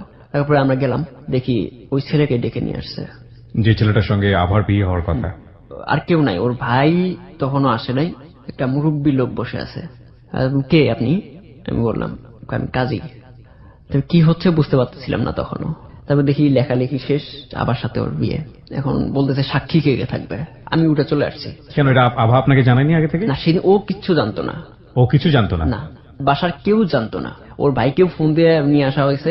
ওর মা এতটা ডেসপারেট হয় কিভাবে একটা ফ্যামিলিতে? আমি একটা জিনিস বুঝতে পারছি না, যে ওইখানে কারো ওপিনিয়ন চলতেছে না, না ছেলে মেয়ের না বাবার, মানে এতটা ডেসপারেট সে। কোন যদি একটা মারামারি বাজে, যদি রাস্তায় যদি মারামারি বাজে ওদের রিলেটিভের মধ্যে, ওর মা দাঁড় নিয়ে যায়। ওকে, ভেরি ডেঞ্জারাস, ভেরি ডেঞ্জারাস। ওকে, বলেন তারপর। হ্যাঁ, আমি বের হয়ে চলে আসলাম। আসার পরে দেখি ওর ভাই আমাকে বলতেছে, জিহাদ কি হয়েছে? আমি তো কিছু জানি না, এরকম এরকম দেখলাম, আমি শুনে বের হয়ে আসলাম। ও আচ্ছা, দেখি। ভিতরে যায়, দেখে যে এরকম বিয়ে দিবেই। এবার ভাই বলতেছে অন্তত সবাইকে জানাই, বিয়ে হবে হবে সমস্যা নেই, সবাইকে জানাই। কই না, আজকে বিয়ে হয়ে যাবে। ওর ভাই তো কিন্তু আমার সম্বন্ধে সবকিছু জানে। আচ্ছা। ওর বাপকে আগে আমরা দুলাভাই বলতাম, যেহেতু আপা ছিল। জি। যখন এর সাথে রিলেশন যখন জানে, তখন কিন্তু সবকিছু চেঞ্জ। বাপটা এরকম ছিল যে মজার মানুষ ছিল আর কি, সবার সাথে মিশতো। তখন কিন্তু আস্তে আস্তে মিশা বাদ দিল, মানে মেনেই নিছে আর কি। আচ্ছা। আবার বাইরের গেটে এসে বলতেছে যে বাপ্পিকে একটা ফোন দাও। ওর বাবাকে বাপ্পি বলে। আমি ফোন দিলাম যে আবার বিয়ে হচ্ছে, এরকম কিছুই জানে না, এরকম ইয়া করলো। তারপর ওর ভাইয়ের কাছে আসলো, আবার এসে বলতেছে কি হবে এটা সেটা। ওর বাবার সাথে কথা বললো, বলার পরে ওর বাবা বলতেছে যে তোর মা তো ছাড়বেই না, বুদ্ধি নেই, তুই করে ফেল, 3-4 মাসের মধ্যে আমি তোর ডিভোর্সের ব্যবস্থা করে দিব। এটা ওর বাবা বললো? হ্যাঁ। ওর ভাইও বলতেছে, এমনকি আমার ডাক দিয়ে নিয়ে এসে বলতেছে তুমি কোনো টেনশন করিও না, ওদের পুরো ইচ্ছা আমার সাথে বিয়ে দিবে বাপ ছেলের। আমি আর কি বলবো, আমার তো করার কিছু নাই, আমি তো মেসে থাকি, ওদের বাড়িতে থাকি, আমি মানে কি করবো বলেন। তো ওর মা এরকম করছে, যেটা হলো সাক্ষীটাও কিন্তু আমারে বানাইছে। ও সাক্ষীও আপনাকে বানাইছে? হ্যাঁ, মানে যাতে আমি কোনোদিন কোনো কিছু করতে না পারি। আমার সাথে যে রিলেশন ছিল, আপনাকে সাইন করতে বললো? হ্যাঁ। আপনি সাইন করলেন শেষ পর্যন্ত? এখন মানে ডাক দিয়ে নিয়ে গেছে, না আমি করবো না, আমার বয়স নেই, ভোটার আইডি কার্ড নাই, আমি সাইন করে কি করবো। কাজী বলেছে কোনো সমস্যা নেই, করেন। মানে কাজী প্রথম বলে নাই, ওর মাই বলছে কোনো সমস্যা নেই, বলে করেন। না না, করা লাগবে না, যেহেতু আমার তো গ্রান্টেড না। তারপরে একটা ছেলে ছিল, তোর না ভোটার আইডি কার্ড হয়েছে। ও জানতো না আপনাদের বিষয়টা নাকি জানতো? না, জানতো না। ওটাতে আমার সিগনেচার করতে হয়েছে। মানে ওর মা চাইছিল যে আমি যেন কখনোই আর এটাতে, যেহেতু সাক্ষী, সেক্ষেত্রে কিভাবে রিলেশনটা রাখতে পারি। চিন্তা করেন অবস্থা কিরকম ডেঞ্জারাস। ওকে। তারপর সাক্ষী হইলাম। সে রাতে আর আভা যাই নাই, ওই ছেলের সাথে যাই নাই। রাত যখন 4:20, তখন ওর ভাই আমাকে ফোন দিছে। ফোন দিয়ে বলতেছে আসো। কোথায়? বাইরে। বাইরের জায়গাটা অনেকটা জায়গা ফাঁকা, একটা মাঠ আছে, ওইখানে আমি গেলাম। যাই দেখি যে আভার সাথে মানে আভা কথা বলবে, এই জন্য আমাকে ডাকছে। বললো যে আমাকে তুমি ভুলে যাও না, আমি তোমারই আছি, তুমি আমার এখান থেকে নিয়ে যাবা যে কোনো ভাবেই। আমি আগে নিয়ে গেলে এক ধরনের জটিলতা ছিল, এখন নিয়ে গেলে আরো বড় জটিলতা। তখন কি আপনি সিরিয়াস হয়ে গেছেন ওর ব্যাপারে? হ্যাঁ। তখন আপনি সিরিয়াস? তখন আমি সিরিয়াস। ওকে। যে ওকে তো আমি কথা দিয়েছি যে ওইখান থেকে আমি বের করে নিয়ে আসবো। না, সেটা তো অন্য বিষয়, কিন্তু লাভ কি করেন? হ্যাঁ, তখন লাভ। নাকি লাভের চেয়ে দায়িত্ব বড় বেশি হয়ে গেছে? দুইটাই হয়ে গেছে। ইনফ্যাক্ট এটা একটা আরেকটা ইন্টারেস্টিং বিষয়, যদি লাভ রিলেশন না থেকে ফান হয়, এক ধরনের টাইম পাস হয়, সেখানে যদি রেসপন্সিবিলিটি গ্রো করে, রেসপন্সিবিলিটির পাল্লাটা যদি অনেক বেশি হাই হয়ে যায়, তাহলে লাভ জিনিসটা অনেক সময় বোঝা যায় না।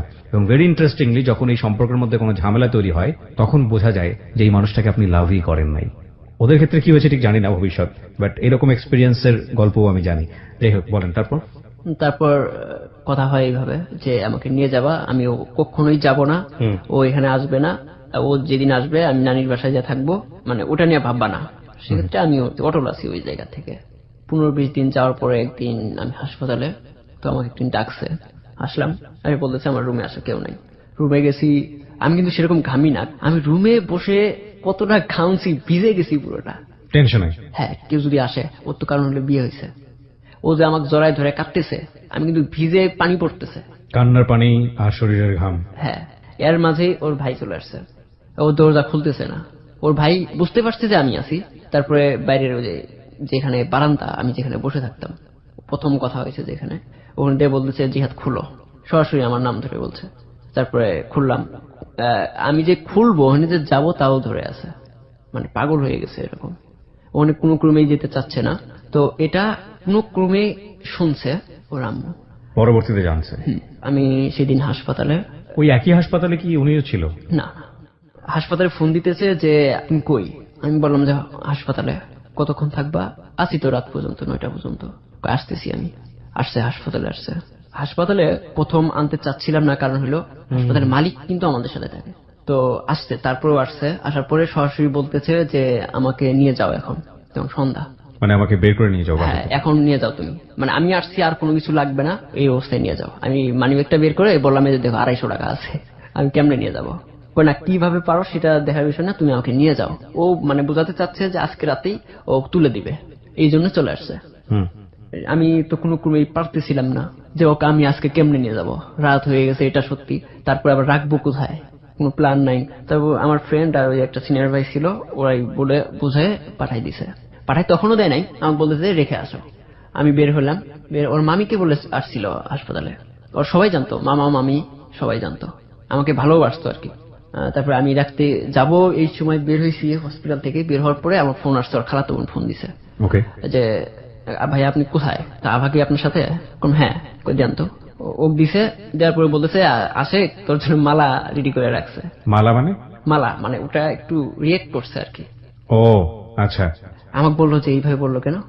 আমি আবার ওই যে ভাইটাকে বললাম যেটা ওকে ম্যানেজ করছে, কয় তুমি আর টার্মিনাল যাইও না, যাওয়ার দরকার নাই।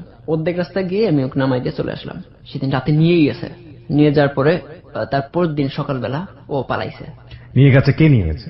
ওই ছেলেটা যার সাথে বিয়ে হয়েছে। ছেলেটা আভাকে নিয়ে গেছে? ওর সাথে কি ওর বাসরাত হয়? না না, নিয়ে গেছে। নিয়ে যাওয়ার পরে ও নাকি আমাকে বলছে যেটা, ও নাকি সারা রাত কাটার নিয়েছিল যাতে ও আসতে না পারে, ওর কাছে যাতে আসতে না পারে এই ছিল। তারপর দিন সকালে যখন যেহেতু মেডিকেল অ্যাসিস্ট্যান্ট ছিল হাসপাতালে চলে গেছে, এই সুযোগে ব্যাগ ঠেক নিয়ে বের হয়ে চলে আসছে। একটা স্কুল ছিল, স্কুলের মাঠে বসে আছে, তুমি আমাকে নিয়ে যাবা না আমি এখানে থাকবো না অন্য কোথাও চলে যাব। আমি বলতেছি যে আমি এখন কিভাবে যাই, হাসপাতাল ছেড়ে তো আমি যেতে পারবো না, এখন রুগীর অনেক চাপ আছে। কয় না এখন আসো। এখন আমি ভাবতে পারছি না কি করব, কিন্তু মানে তখন সন্ধ্যা হয়ে যাচ্ছিল, সারাদিন মাঠে বসেছিল। আমি ভাবছি চলে যাবে, একটু পরে চলে যাবে, কিন্তু সারাদিন মাঠে বসেছিল। সন্ধ্যা যখন হয়ে গেছিল নিজের মধ্যে কেমন লাগতেছিল যে ওর যদি কোনো কিছু হয় তাহলে তো ওর বাপ তো জানে অন্তত যে কি জন্য পালাইছে, সেটা তো জানবে, আর আমার উপরে দোষটা আসবে। ওকে বললাম যে দাঁড়াও ওখানে থাকো, আমি কিছু ফোন করি, তুমি ওখানে মানে বাড়ি যাওয়ার দরকার নাই আজকে, তুমি বুঝাও যে তুমি পালাই আসো, সমস্যা নাই, তুমি বাড়ি যাওয়ার দরকার নাই। ঠিক আছে কই রাখবা রাখো। আমি কয়েকজন ফ্রেন্ডকে ফোন দিলাম, তো আমার বান্ধবী আর কি, বান্ধবীদের ফোন দিলাম, ফোন দিয়ে বললাম যে রাখা যাবে কিনা। তারপর একটা বান্ধবী বললো যে রাখা যাবে, নিয়ে আসে। আমি নিয়ে যেতে চাইলাম ওইখানে, ও যাবে না ওইখানে, আমার একটা বান্ধবী বাসা আছে কাছেই, ওখানে যাই। কোনটা যাও সমস্যা নেই, আর যেই ফোনটা অফ করে রাখবা। আমি বললাম আপনার কি কোনো প্ল্যান ছিল আলটিমেটলি ওকে যদি নিয়ে যেতে হয় কোথায় নিয়ে যাবেন, কি করবেন? কারণ ওর মা তো আপনার মেডিকেলও চেনে আমি যতদূর বুঝতে পারছি। তো সেক্ষেত্রে আপনার চাকরি বাকরি না থাকলে আপনি কি করবেন?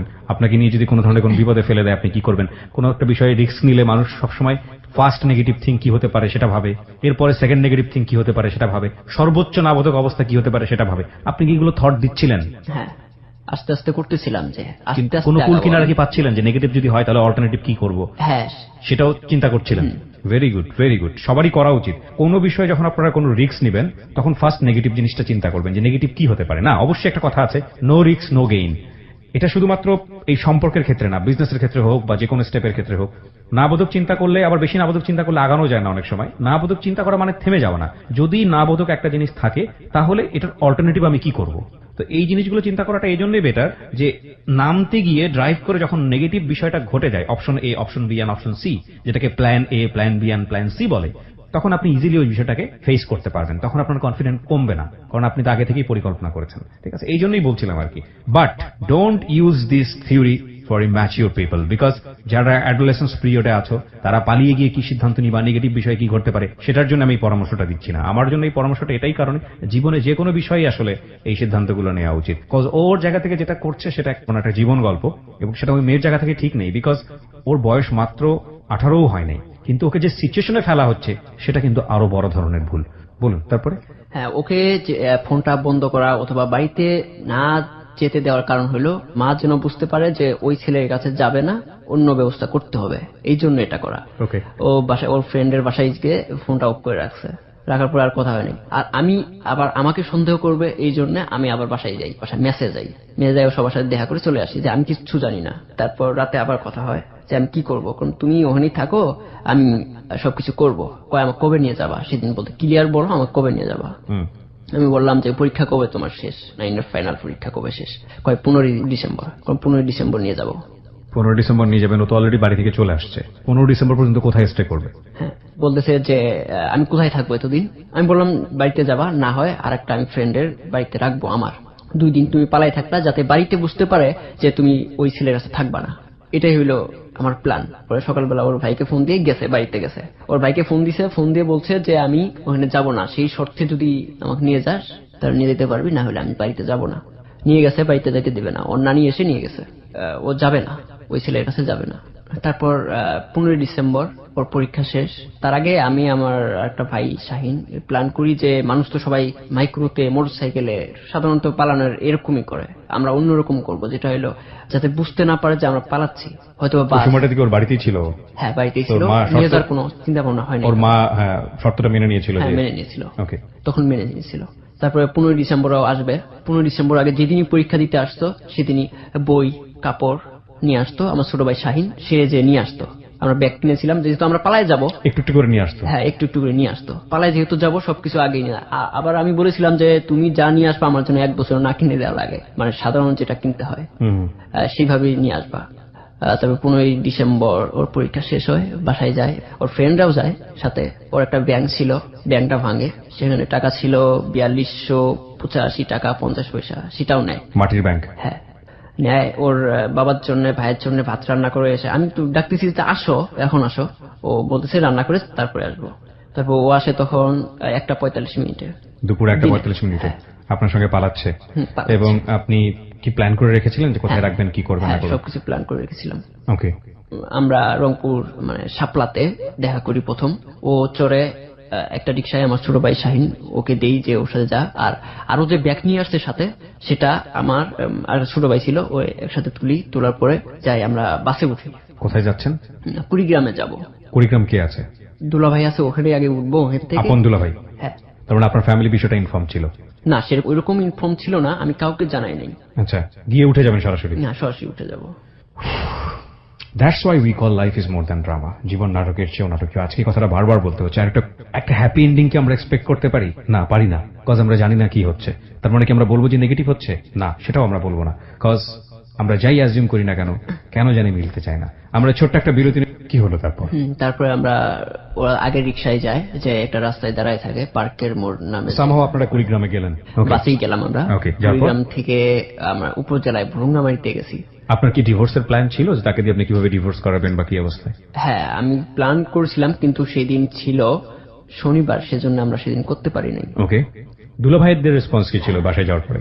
যেহেতু উঠে গেছি, কিছু বলার ছিল না, আর সবকিছু তখনই বলে দিছি যে এর বিয়ে হয়েছিল আগে, ইন ডিটেল সবকিছু বলে দিছি। তারপর সেক্ষেত্রে এখন একাও সাহস পাচ্ছিল না যে কি করব, কোথায় ডিভোর্স করব না করব সেটা বুঝতে পারতেছিল না। সেজন্য তারপরের দিন 16 ডিসেম্বর ফুফুদের বাড়িতে নিয়ে আসে। ফুফাতো ভাইরা কয়েকজন আছে, ওরা একটু পাওয়ারফুল। কোথাও মানে একটা মেয়ে গেলে কিন্তু এলাকার ছেলে ফেলে, উচ্ছৃঙ্খল ছেলে ফেলে কিন্তু একটু সমস্যা করে। এই জন্য ফুফাতো ভাইদের বাড়িতে যাই আমরা।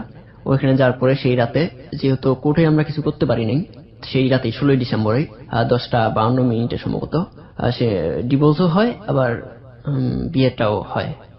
ডিভোর্স দিয়ে সঙ্গে সঙ্গে বিয়ে করে? হ্যাঁ, তাছাড়া করার কিছু ছিল না, সময় পাবো কোথায়? আচ্ছা, যেটাই হোক না কেন, এটা হয়তো বা হয় না, কিন্তু করার কিছু ছিল না। আপনারা কোথায় যাচ্ছেন, কি করছেন, এটা কি আভার ফ্যামিলি থেকে কেউ জানতো? ভাই বা কেউ জানতো না? কিছুই জানতো না? কেউ জানতো না, আমাদের কেউ জানতো না। আপনি অফিস থেকে ছুটি নিয়েছিলেন কয়দিনের জন্য, নাকি ছুটি নেননি, চাকরি ছেড়ে দিয়েছেন? না, আমি ছুটি নিয়েছিলাম 15 ডিসেম্বর, যে আমি একদিনের জন্য ঢাকায় যাচ্ছি। তো আপনি যে এতদিন অ্যাবসেন্স থাকবেন, ওখানে চাকরি তো থাকবে না? হ্যাঁ, থাকবে না, সেটা আপনি এটাও রিস্ক নিয়েছেন যে? হ্যাঁ, ধারণা করছি, হ্যাঁ, চাকরি চলে যাবে। তো কি করে খাবেন, কোথায় কি করবেন, কোনো কিছু প্ল্যান ছিল? না, ঢাকায় আসবো, ঢাকায় একটা আমার কথা চলছিল, চাকরি অন্য কোথাও জয়েন করবেন বা কিছু একটা করবেন। ঠিক আছে, তারপর আমরা ফুফাতো ভাইদের বাসায় আছি, ওখানে রাতে বিয়ে হয়। ওই বাড়িতেই আমরা সেদিন থাকি। আমার ফুফুর বাড়িতেই আমাদের বাসর রাতটা হয় আর কি।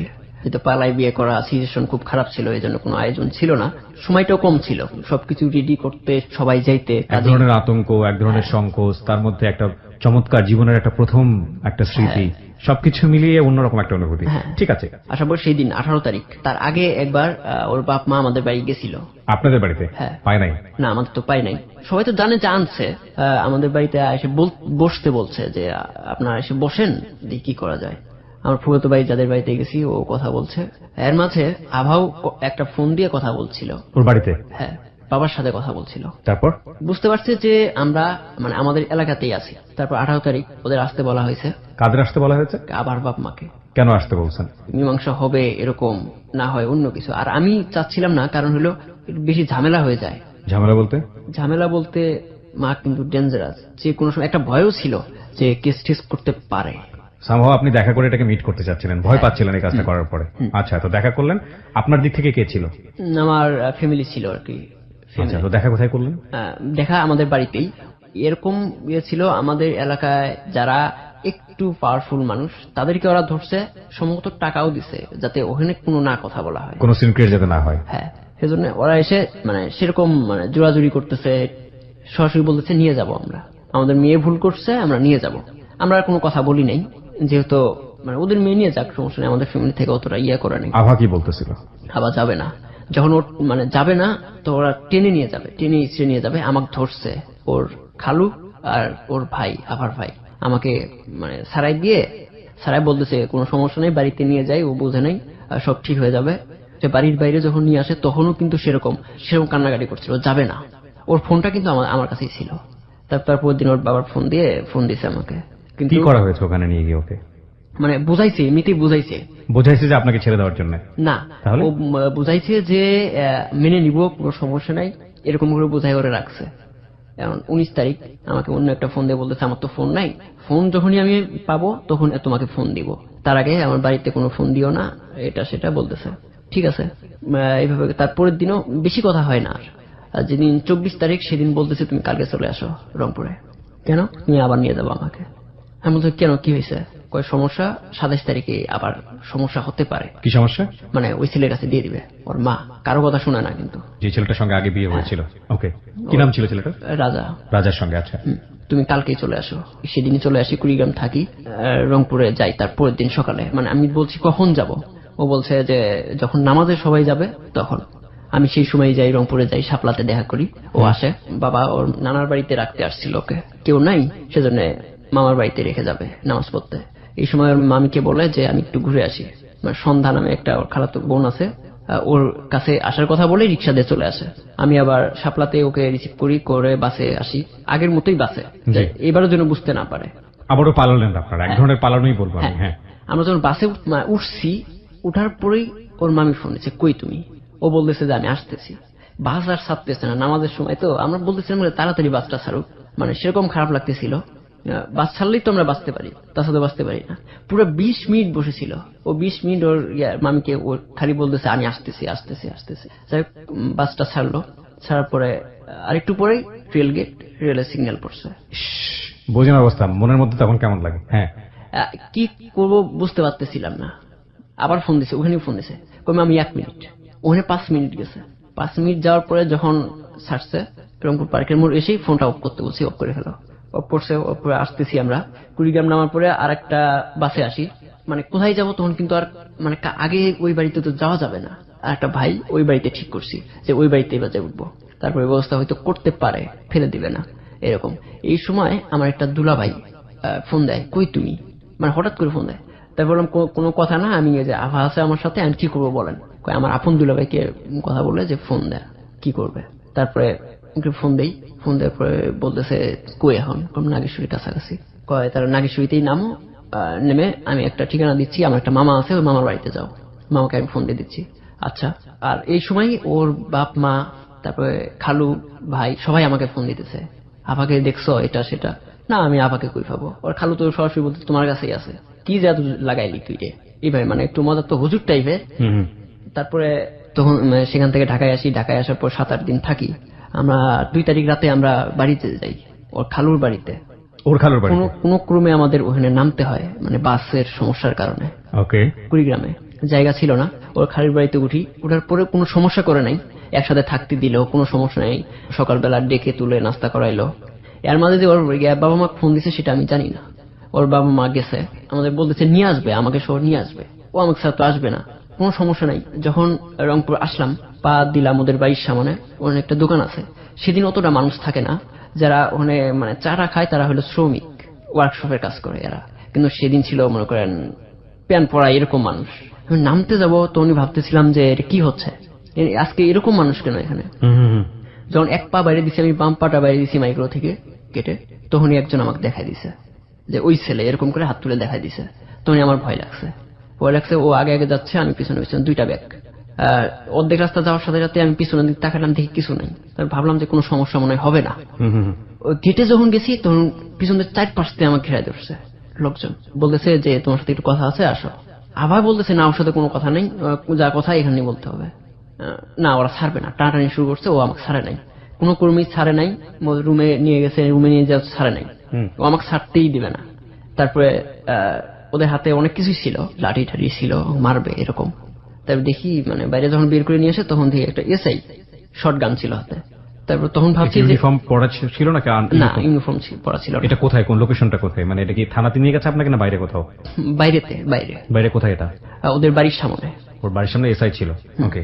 ওরাই নিয়ে আসছে হয়তো, সম্ভবত যখন আমাকে ছাড়তে ছিল না তখন হয়তো বা ওরা ফোন করে নিয়ে আসছে। হ্যাঁ, তারপরে রাস্তায় যখন নিয়ে আসলো তখন কিন্তু একটু আমি মানে সান্ত্বনা পাইলাম মনের দিক থেকে আর কি। যেহেতু এসআই, যেহেতু মানে পোশাক থাকুক বা না থাকুক সেটা না, শর্ট গান যেহেতু ছিল, পিস্তলও ছিল, সেক্ষেত্রে একটু মানে সান্ত্বনা পেলাম। কি কারণে? যে এখন হয়তো বা ওদের লাঠি ছিল, চাকুও ছিল, মানে যে কোনো কারণে আপনার গায়ে হাত তুলতে পারবে না, হ্যাঁ এটা মনে করতেছে। থানায় গেলে তো অতটা সমস্যা নাই আমার। আচ্ছা, ওকে। তারপরে যখন রাস্তায় নিয়ে আসছে, মাইক্রো তো তুলবে, আমাকে শুধু আগে ঢুকায়, আমি ঢুকতেছিলাম না, যাতে আমাকে ঢুকায় যদি মাইক্রোটা লাগায় টান দিয়ে বের করে নিয়ে যায়, যদি আমাকে কোথাও নিয়ে যায়, সেজন্য ওকে আগে তুলে দিছি। তুলে দিয়ে আমি ওকেও তুলে দিয়েছেন মাইক্রো? হ্যাঁ। আপনি তারপরে বসছেন? হ্যাঁ, আমি তারপরে বসছি। বসার পরে আমি তো ফোন দেওয়ার কোনো কিছু নাই আমাকে। ওর ফোনটা কিন্তু, আবার ফোনটা কিন্তু আগে নিয়ে নিছে রুমে। আমার ফোন চাইছে, আমি বলছি নাই আমার ফোন। তারপর আমি ফোন দিব, এরকম কার ফোন ডায়াল আছে সেটা তো আমি জানি না। আমি ফোনটা বের করার চেষ্টা করতেছি, 4 পাশে কিন্তু মানুষ, সামান্য পিছনেও ওর মা আবার ওর পাশে বসে আছে। তারপর ও পিছন দিয়ে হাত দিয়ে ফোনটা বের করে দিছে। ফোন বের করে দিছে, এই পকেটে রাখছি যাতে এই পাশ থেকে আলো না পড়ে, যাতে বুঝতে না পারে, প্যান্টের পকেট থেকে। ওই পাশে ডায়াল করছি, ওইভাবেই ডায়াল করছি। কাকে ডায়াল করেছেন সেটা তো আমি জানি না, কেউ যেন বুঝতে পারে। শুধু কি বুঝতে পারে? যে আপনাকে নিয়ে যাচ্ছে, কোনো সমস্যা হচ্ছে, কারণ হলো রিসিভ করতেছে, আমার রিসিভ কানেক্টে ভাইব্রেশন হয়, এর কেটে দিচ্ছি, ভাইব্রেশন যখন হচ্ছে কেটে দিচ্ছি। আবার কেউ ফোন দিচ্ছে, আমি বুঝতে পারতেছি ভাইব্রেশন হচ্ছে, ফোন রিসিভ করে আবার কেটে দিচ্ছি বোঝার জন্য। থানায় নিয়ে যায়, নিয়ে যাওয়ার পরে ওখানে রাখার পরে ওদের আলাদা করে বসে আমাকে ঢুকাই দেয় আর কি। আমি সেরকম ক্লান্ত ছিলাম। ঢুকাই দেয় মানে হচ্ছে আপনাকে হাজতে ঢুকাই দেয়। তারপর কিছু মানে ওকে বাইরে রাখে। রাখার পরে ওর মাও ছিল, সবকিছু মানে ওর মাও আসছিল গাড়িতে করে। হ্যাঁ, তারপরের দিন সকালবেলা আমাকে কেউ ফোন করতে দেয় আমাকে। আমি বলছি যে আমাকে একটু কথা বলতে দেন, আমাকে না হোক আমার বাড়িতে একটু ইনফর্ম করেন, আমার ফ্যামিলি কেউ একজন আসুক। হ্যাঁ, কথা বলতে দেয়নি। একটা কনস্টেবল বলতেছে যে এটা আগে থেকে না করে দেওয়া আছে, এখানে কেউ কথা বলতে পারবে না আপনার বাড়িতে। তারপরে অনেক রাতে আমাকে একজন ডেকে তোলার পরে বলতেছে যে ফোন নাম্বারটা দাও, কেউ নাই এখন, আমি ফোন দিব। অনেক রাতে ফোন দেয় বাড়িতে। সকালবেলা আমার একটা ভাই আছে, এসে বলতেছে যে আমার উকিল আসতেছে, তো নিয়ে যাবে এখনই। আর ওকে নিয়ে যাওয়া হয়ে গেছে এর মধ্যে? না, ও থানায় ছিল। রাতে ছিল, দুইজনের নামে হয়ে গেছে, দুজনকে একসাথে ধুয়ে, মানে কেস যদিও না, ভিকটিম হয়ে গেছে। আচ্ছা, ওকে। তারপরে সাহাতো ভাই আসছিল, এসে বলতেছে যে তোকে নিয়ে যাবে, আমার উকিল আসতেছে। তো আমার একটা চাচা আর কি, উকিল আসছে। উকিল এসে বলতেছে যে মানে যখনই দেখছে যে অপহরণ মামলা দিছে, আর তো নিয়ে যাওয়ার মতো না, কয় অন্তত 45 দিন থাকতে হবে। আমি যখন তারপর কোর্টে নিয়ে যায় রাখে। শেষ বিকালের দিকে ওরা আসে, পুরো ফ্যামিলি এসে বলতেছে যে আমাদের এটা ভুলে ওর মা সহ আসে, অন্তত 7 দিনের মধ্যে, না হলে 7 দিনের মধ্যে আমরা সবকিছু ক্লিয়ার করবো, কোনো টেনশন করবো না, এটা বলতেছে। খুলে দিল। আবার তো চিল্লি করতেছে, সেরকম কান্নাকাটি করতেছে। খুলে দেওয়ার পরে ওখানে সবার সামনে জড়াই ধরছে। ওর মা বলতেছে যে সবার সামনে এইভাবে করতে হবে, 2 দিন পরে তো বের হয়ে আসবেই, সমস্যা নেই। আমার খাবার সব দিয়ে গেল। তারপরে ওখান থেকে নিয়ে যায় 3 তারিখ রাতে, নিয়ে যায় জেলে। তারপরেও ও আমাকে দেখতে গেছিল। এই 66 দিন আমি জেলে ছিলাম, তো 5 বার দেখতে গেছিল, ওর মা, বাবা অথবা ভাইকে সাথে নিয়ে। 66 দিন আপনাকে জেলে থাকতে হয়েছে? হ্যাঁ, 66 দিন। ওরাই প্রথম আমাকে বের করার জন্য পুরাপ দেয়, মানে ডেটটা কাছাকাছি নিয়ে আসে। কিন্তু 18 তারিখে লাস্ট দেখা হয়। দেখা হওয়ার পর 25 তারিখ একটা ছেলেকে পাঠানো বলতেছে আমার বিয়ে হয়ে গেছে। 24 তারিখ রাতে সেরকম জোর করে বিয়ে দিয়ে দিয়েছে আমাকে ওই ছেলেটার সঙ্গে, আবার রাজার সঙ্গে। হ্যাঁ, রাজার সঙ্গে। আমি বলেছে যে কি করবেন আপনি, ওর বাপ জানতে চাইছে। আমি কোনো উত্তর দেই নাই। ওরা যতবার আসছে আমি কোনো উত্তর দেইনি। কেন উত্তর দেন নাই? আমি কি উত্তর দিব? সবকিছু ক্লিয়ার। ওরা দেখতে আসলো, মানে এরকম করে আমাকে মানে টোপ দিচ্ছে আর কি, বোঝার মতো না যে ওরা আমার মানে খারাপ চায়। কিভাবে খারাপ চায়? যে আমার সাথে দেখতে আসলো, প্রতিবারে কিন্তু আমার সাথে ওর মা, ভাই অথবা বাবা আসতো। মানে আলটিমেটলি আপনাকে যদি বের করে নিতে চাই তাহলে তারা ইজিলি বের করে নিতে পারে, তো বের করে নেয়নি কেন? নেই কেন সেটা আমি বলতে পারবো না। কি বলতো আপনাকে দেখা করতে এসে কি বলতো? এই আর কয়েকদিন সমস্যা হচ্ছে, এই যে 14 তারিখে তুমি বের হবা, 28 তারিখে বের হবা, এরকম করে বলতো শুধু। আলটিমেটলি আপনাকে বের করার কোনো ইচ্ছা তাদের ছিল ছিল না। না। এটা হচ্ছে মূল এমনকি কথা। উকিল এবং দিয়ে- আপনাকে জেলে রেখেই চাচ্ছিল যে কোনো ভাবেই হোক জেলে থাকেন আপনি, এদিকে ওর বিয়েটা দিয়ে হ্যাঁ, কোন বিয়েটা রকম ভাবে দিয়ে, সমাধান করা যায়। হ্যাঁ। তো এক পর্যায়ে আপনাকে তারা জিজ্ঞাসা করেছে তুমি কি করবা, হ্যাঁ। তখন আপনি কোনো কথা বলেননি? না, আমি কোনো কথা বলিনি। তারপর? তা প্রথম কিন্তু ওরাই পুট আপ দেয় কোর্টে যে আমাকে বের করার জন্য। হুম। তারপরে কিন্তু হয় না, যেহেতু 8ই মার্চ আমার জামিন হয়। আর জামিন দিতে চাচ্ছিল না, তারপরেও যে কোনো ভাবে জামিন নেওয়া হয়। আর 9 তারিখে আমি বাসায় আসি, আসার পরে 11 তারিখে আমি সেরকম অসুস্থ হই। অবস্ট্রাকশন আর এপেন্ডিসাইটিস দুইটা একসাথে হয়। প্রায় 8 দিন হসপিটালে ভর্তি থাকি, নিজের ইনজেকশন গুলো নিজেও দিই। এখন যাই হোক, এইভাবে চলতে থাকে। আমি সুস্থ হই, ঢাকায় আসি, আবার ঢাকায় এসে চাকরি করছি। কিন্তু কষ্ট এখানে একটাই, যেটা হলো আমার বাবা কিন্তু অনেক অসুস্থ। শুধু এই কারণে লাস্ট যে 22 তারিখ আমার হাজিরা ছিল, আমার জজ যে হ্যান্ডেল করছেন উনি ছিলেন না, ভারপ্রাপ্ত জজ ছিলেন। আমার উকিল বলছে যে সমস্যা হতে পারে, তো আসার দরকার নেই, আমি পিটিশন দিয়ে দিব। আমার বাবা যে দিন উকিলের সাথে দেখা করে আসে, তারপরের দিন স্টপ করে। এখন অসুস্থ, এখনো কথা বলতে পারেন না। আপনার যে মামলাটা সেটা এখনো চলতেছে, আপনাকে এখনো হাজিরা দিতে হয়, তার মানে আপনি যে কোনো সময় অ্যারেস্ট হতে পারেন যে আবারও। কোনো সময় arrest হতে পারি। আপনার মামলাটা তোলেনি কেন তারা? ওর সাথে আমি 3 দিন আগে কথা বলছি, ওর বাবার সাথে। বলতেছে যে আমরা আগে যাব না তোমরা আগে আসবা। অবশ্যই আমরা যাব, আমি বলছি। এখন বলতেছে যে তা আসো না কেন। দেখেন, ফ্যামিলিগতভাবে কথা পরের বিষয়, মেয়েটা কি বলতেছে? মেয়েটা, তারপরে আমি অনেকদিন কথা বলছি। বিয়ে আমি এখন কি সংসার করতেছে ওরা একসাথে? জেল থেকে বের হওয়ার পরেও আমি দেখা করছে আসার জন্য। তখনও বলছে যে এখনই আমাকে নিয়ে যাও। কিন্তু আমি, কারণ এখন জেল থেকে বের হইলাম, এখন নিয়ে আসবো, এটা কিরকম হয় না, কেস যেহেতু চলতেছে কিরকম হয়, সেজন্য আমি আনার চেষ্টা করিনি। একদিন হুট করে বলতেছে যে আমাকে আর ফোন দিবা না। কেন? আমার সমস্যা হয় সেজন্য ফোন দিবা না, আর আমার ফোনটা নিয়ে নিবে। তো তারপর দিন থেকে আর ফোন দেয় না। 7 দিন পরে আমি একটা নাম্বার ম্যানেজ করে ফোন দিই, ওর নাম্বার আরেকজন কাছ থেকে নেই। তারপর বলছে আমার সাথে আর কথা বলবে না। কেন বলবে না? ওর সমস্যা হয়, আমার জন্য নাকি ওর সমস্যা হয়। কতদিন যাবত যোগাযোগ নাই? আজ থেকে প্রায় 5 মাস। 5 মাস। মানে ও এখন সংসার করছে? হ্যাঁ, ওর সংসার করছে। আমি আপনাকে যে প্রশ্নটা করি, খুব কমন প্রশ্ন, সবাইকেই করি, কেন বললেন এই গল্পটা আজকে হ্যালোইট 920-তে? মানুষকে বোঝার জন্য, যাতে আমি তো যেটা হয়েছেই, কিন্তু হুটহাট করে কোনো ডিসিশন যেন কেউ না নেয়। আমার মতো ফ্যামিলি থেকে এইভাবে এসে এইভাবে চলাফেরা, বা আমার তো অনেক কিছুই গেছে। অনেকদিন আগে হ্যালোইট 920-তে একটা ছেলে এসেছিল এরকম ওর মতো, যাকে আমি অনেক বকাঝকা করেছিলাম যে ওর ফ্যামিলি অনেক ভালো, যে আপনি এরকম একটা মেয়েকে নিয়ে এরকম সিদ্ধান্ত নিয়েছেন, তারপরেও ওর ফ্যামিলি আপনার এগেইনস্টে কোনো স্টেপ নেয়নি, কারণ আপনার কোনো ব্যাকআপ নাই। যদি স্টেপ নিত তাহলে আপনি শেষ হয়ে যেতেন, কারণ আইন আইনের মতো চলে, আইন কারো ইমোশন মানে না। এই বকাঝকার কারণে আমাকেও লিসনারদের পক্ষ থেকে অনেক বকাঝকা খেতে হয়েছে, কারণ লিসনাররা ইমোশন দিয়ে, অনেক লিসনাররা ইমোশন দিয়ে গল্পটাকে দেখবেন, এবং তাই দেখেন। বাস্তবতা ভিন্ন জিনিস। আজকের এই গল্পটা অনেক বড় একটা লেসন সবার জন্য। বিয়ে জিনিসটা শুধু ইমোশন দিয়ে হয় না, এখানে সামাজিক কাঠামো লাগে, পারিবারিক কাঠামো লাগে, ব্যাকবোন লাগে। ব্যাকবোন বলতে আমি যেটা বোঝাচ্ছি, ইকোনমিক স্ট্রাকচার লাগে। কজ আপনাকে ফাইট করতে হলে অনেক অনেক বেশি সাপোর্ট দরকার হয়। সেই সাপোর্টের জায়গাতে আপনি হোঁচট খেয়ে খেয়ে আইদার আপনাকে চরমভাবে পরাজিত হতে হবে, অথবা আপনাকে জীবনে অনেক বড় দাগা নিয়ে সারা জীবনের জন্য প্রিয় মানুষের কাছ থেকে দূরে সরে যেতে হবে। That is the ultimate negative result of love. সুতরাং যাই করেন জীবনে একটু চিন্তা ভাবনা করে করাটা খুবই ভালো। শেষ করতে চাই আজকের হ্যালোইট 920।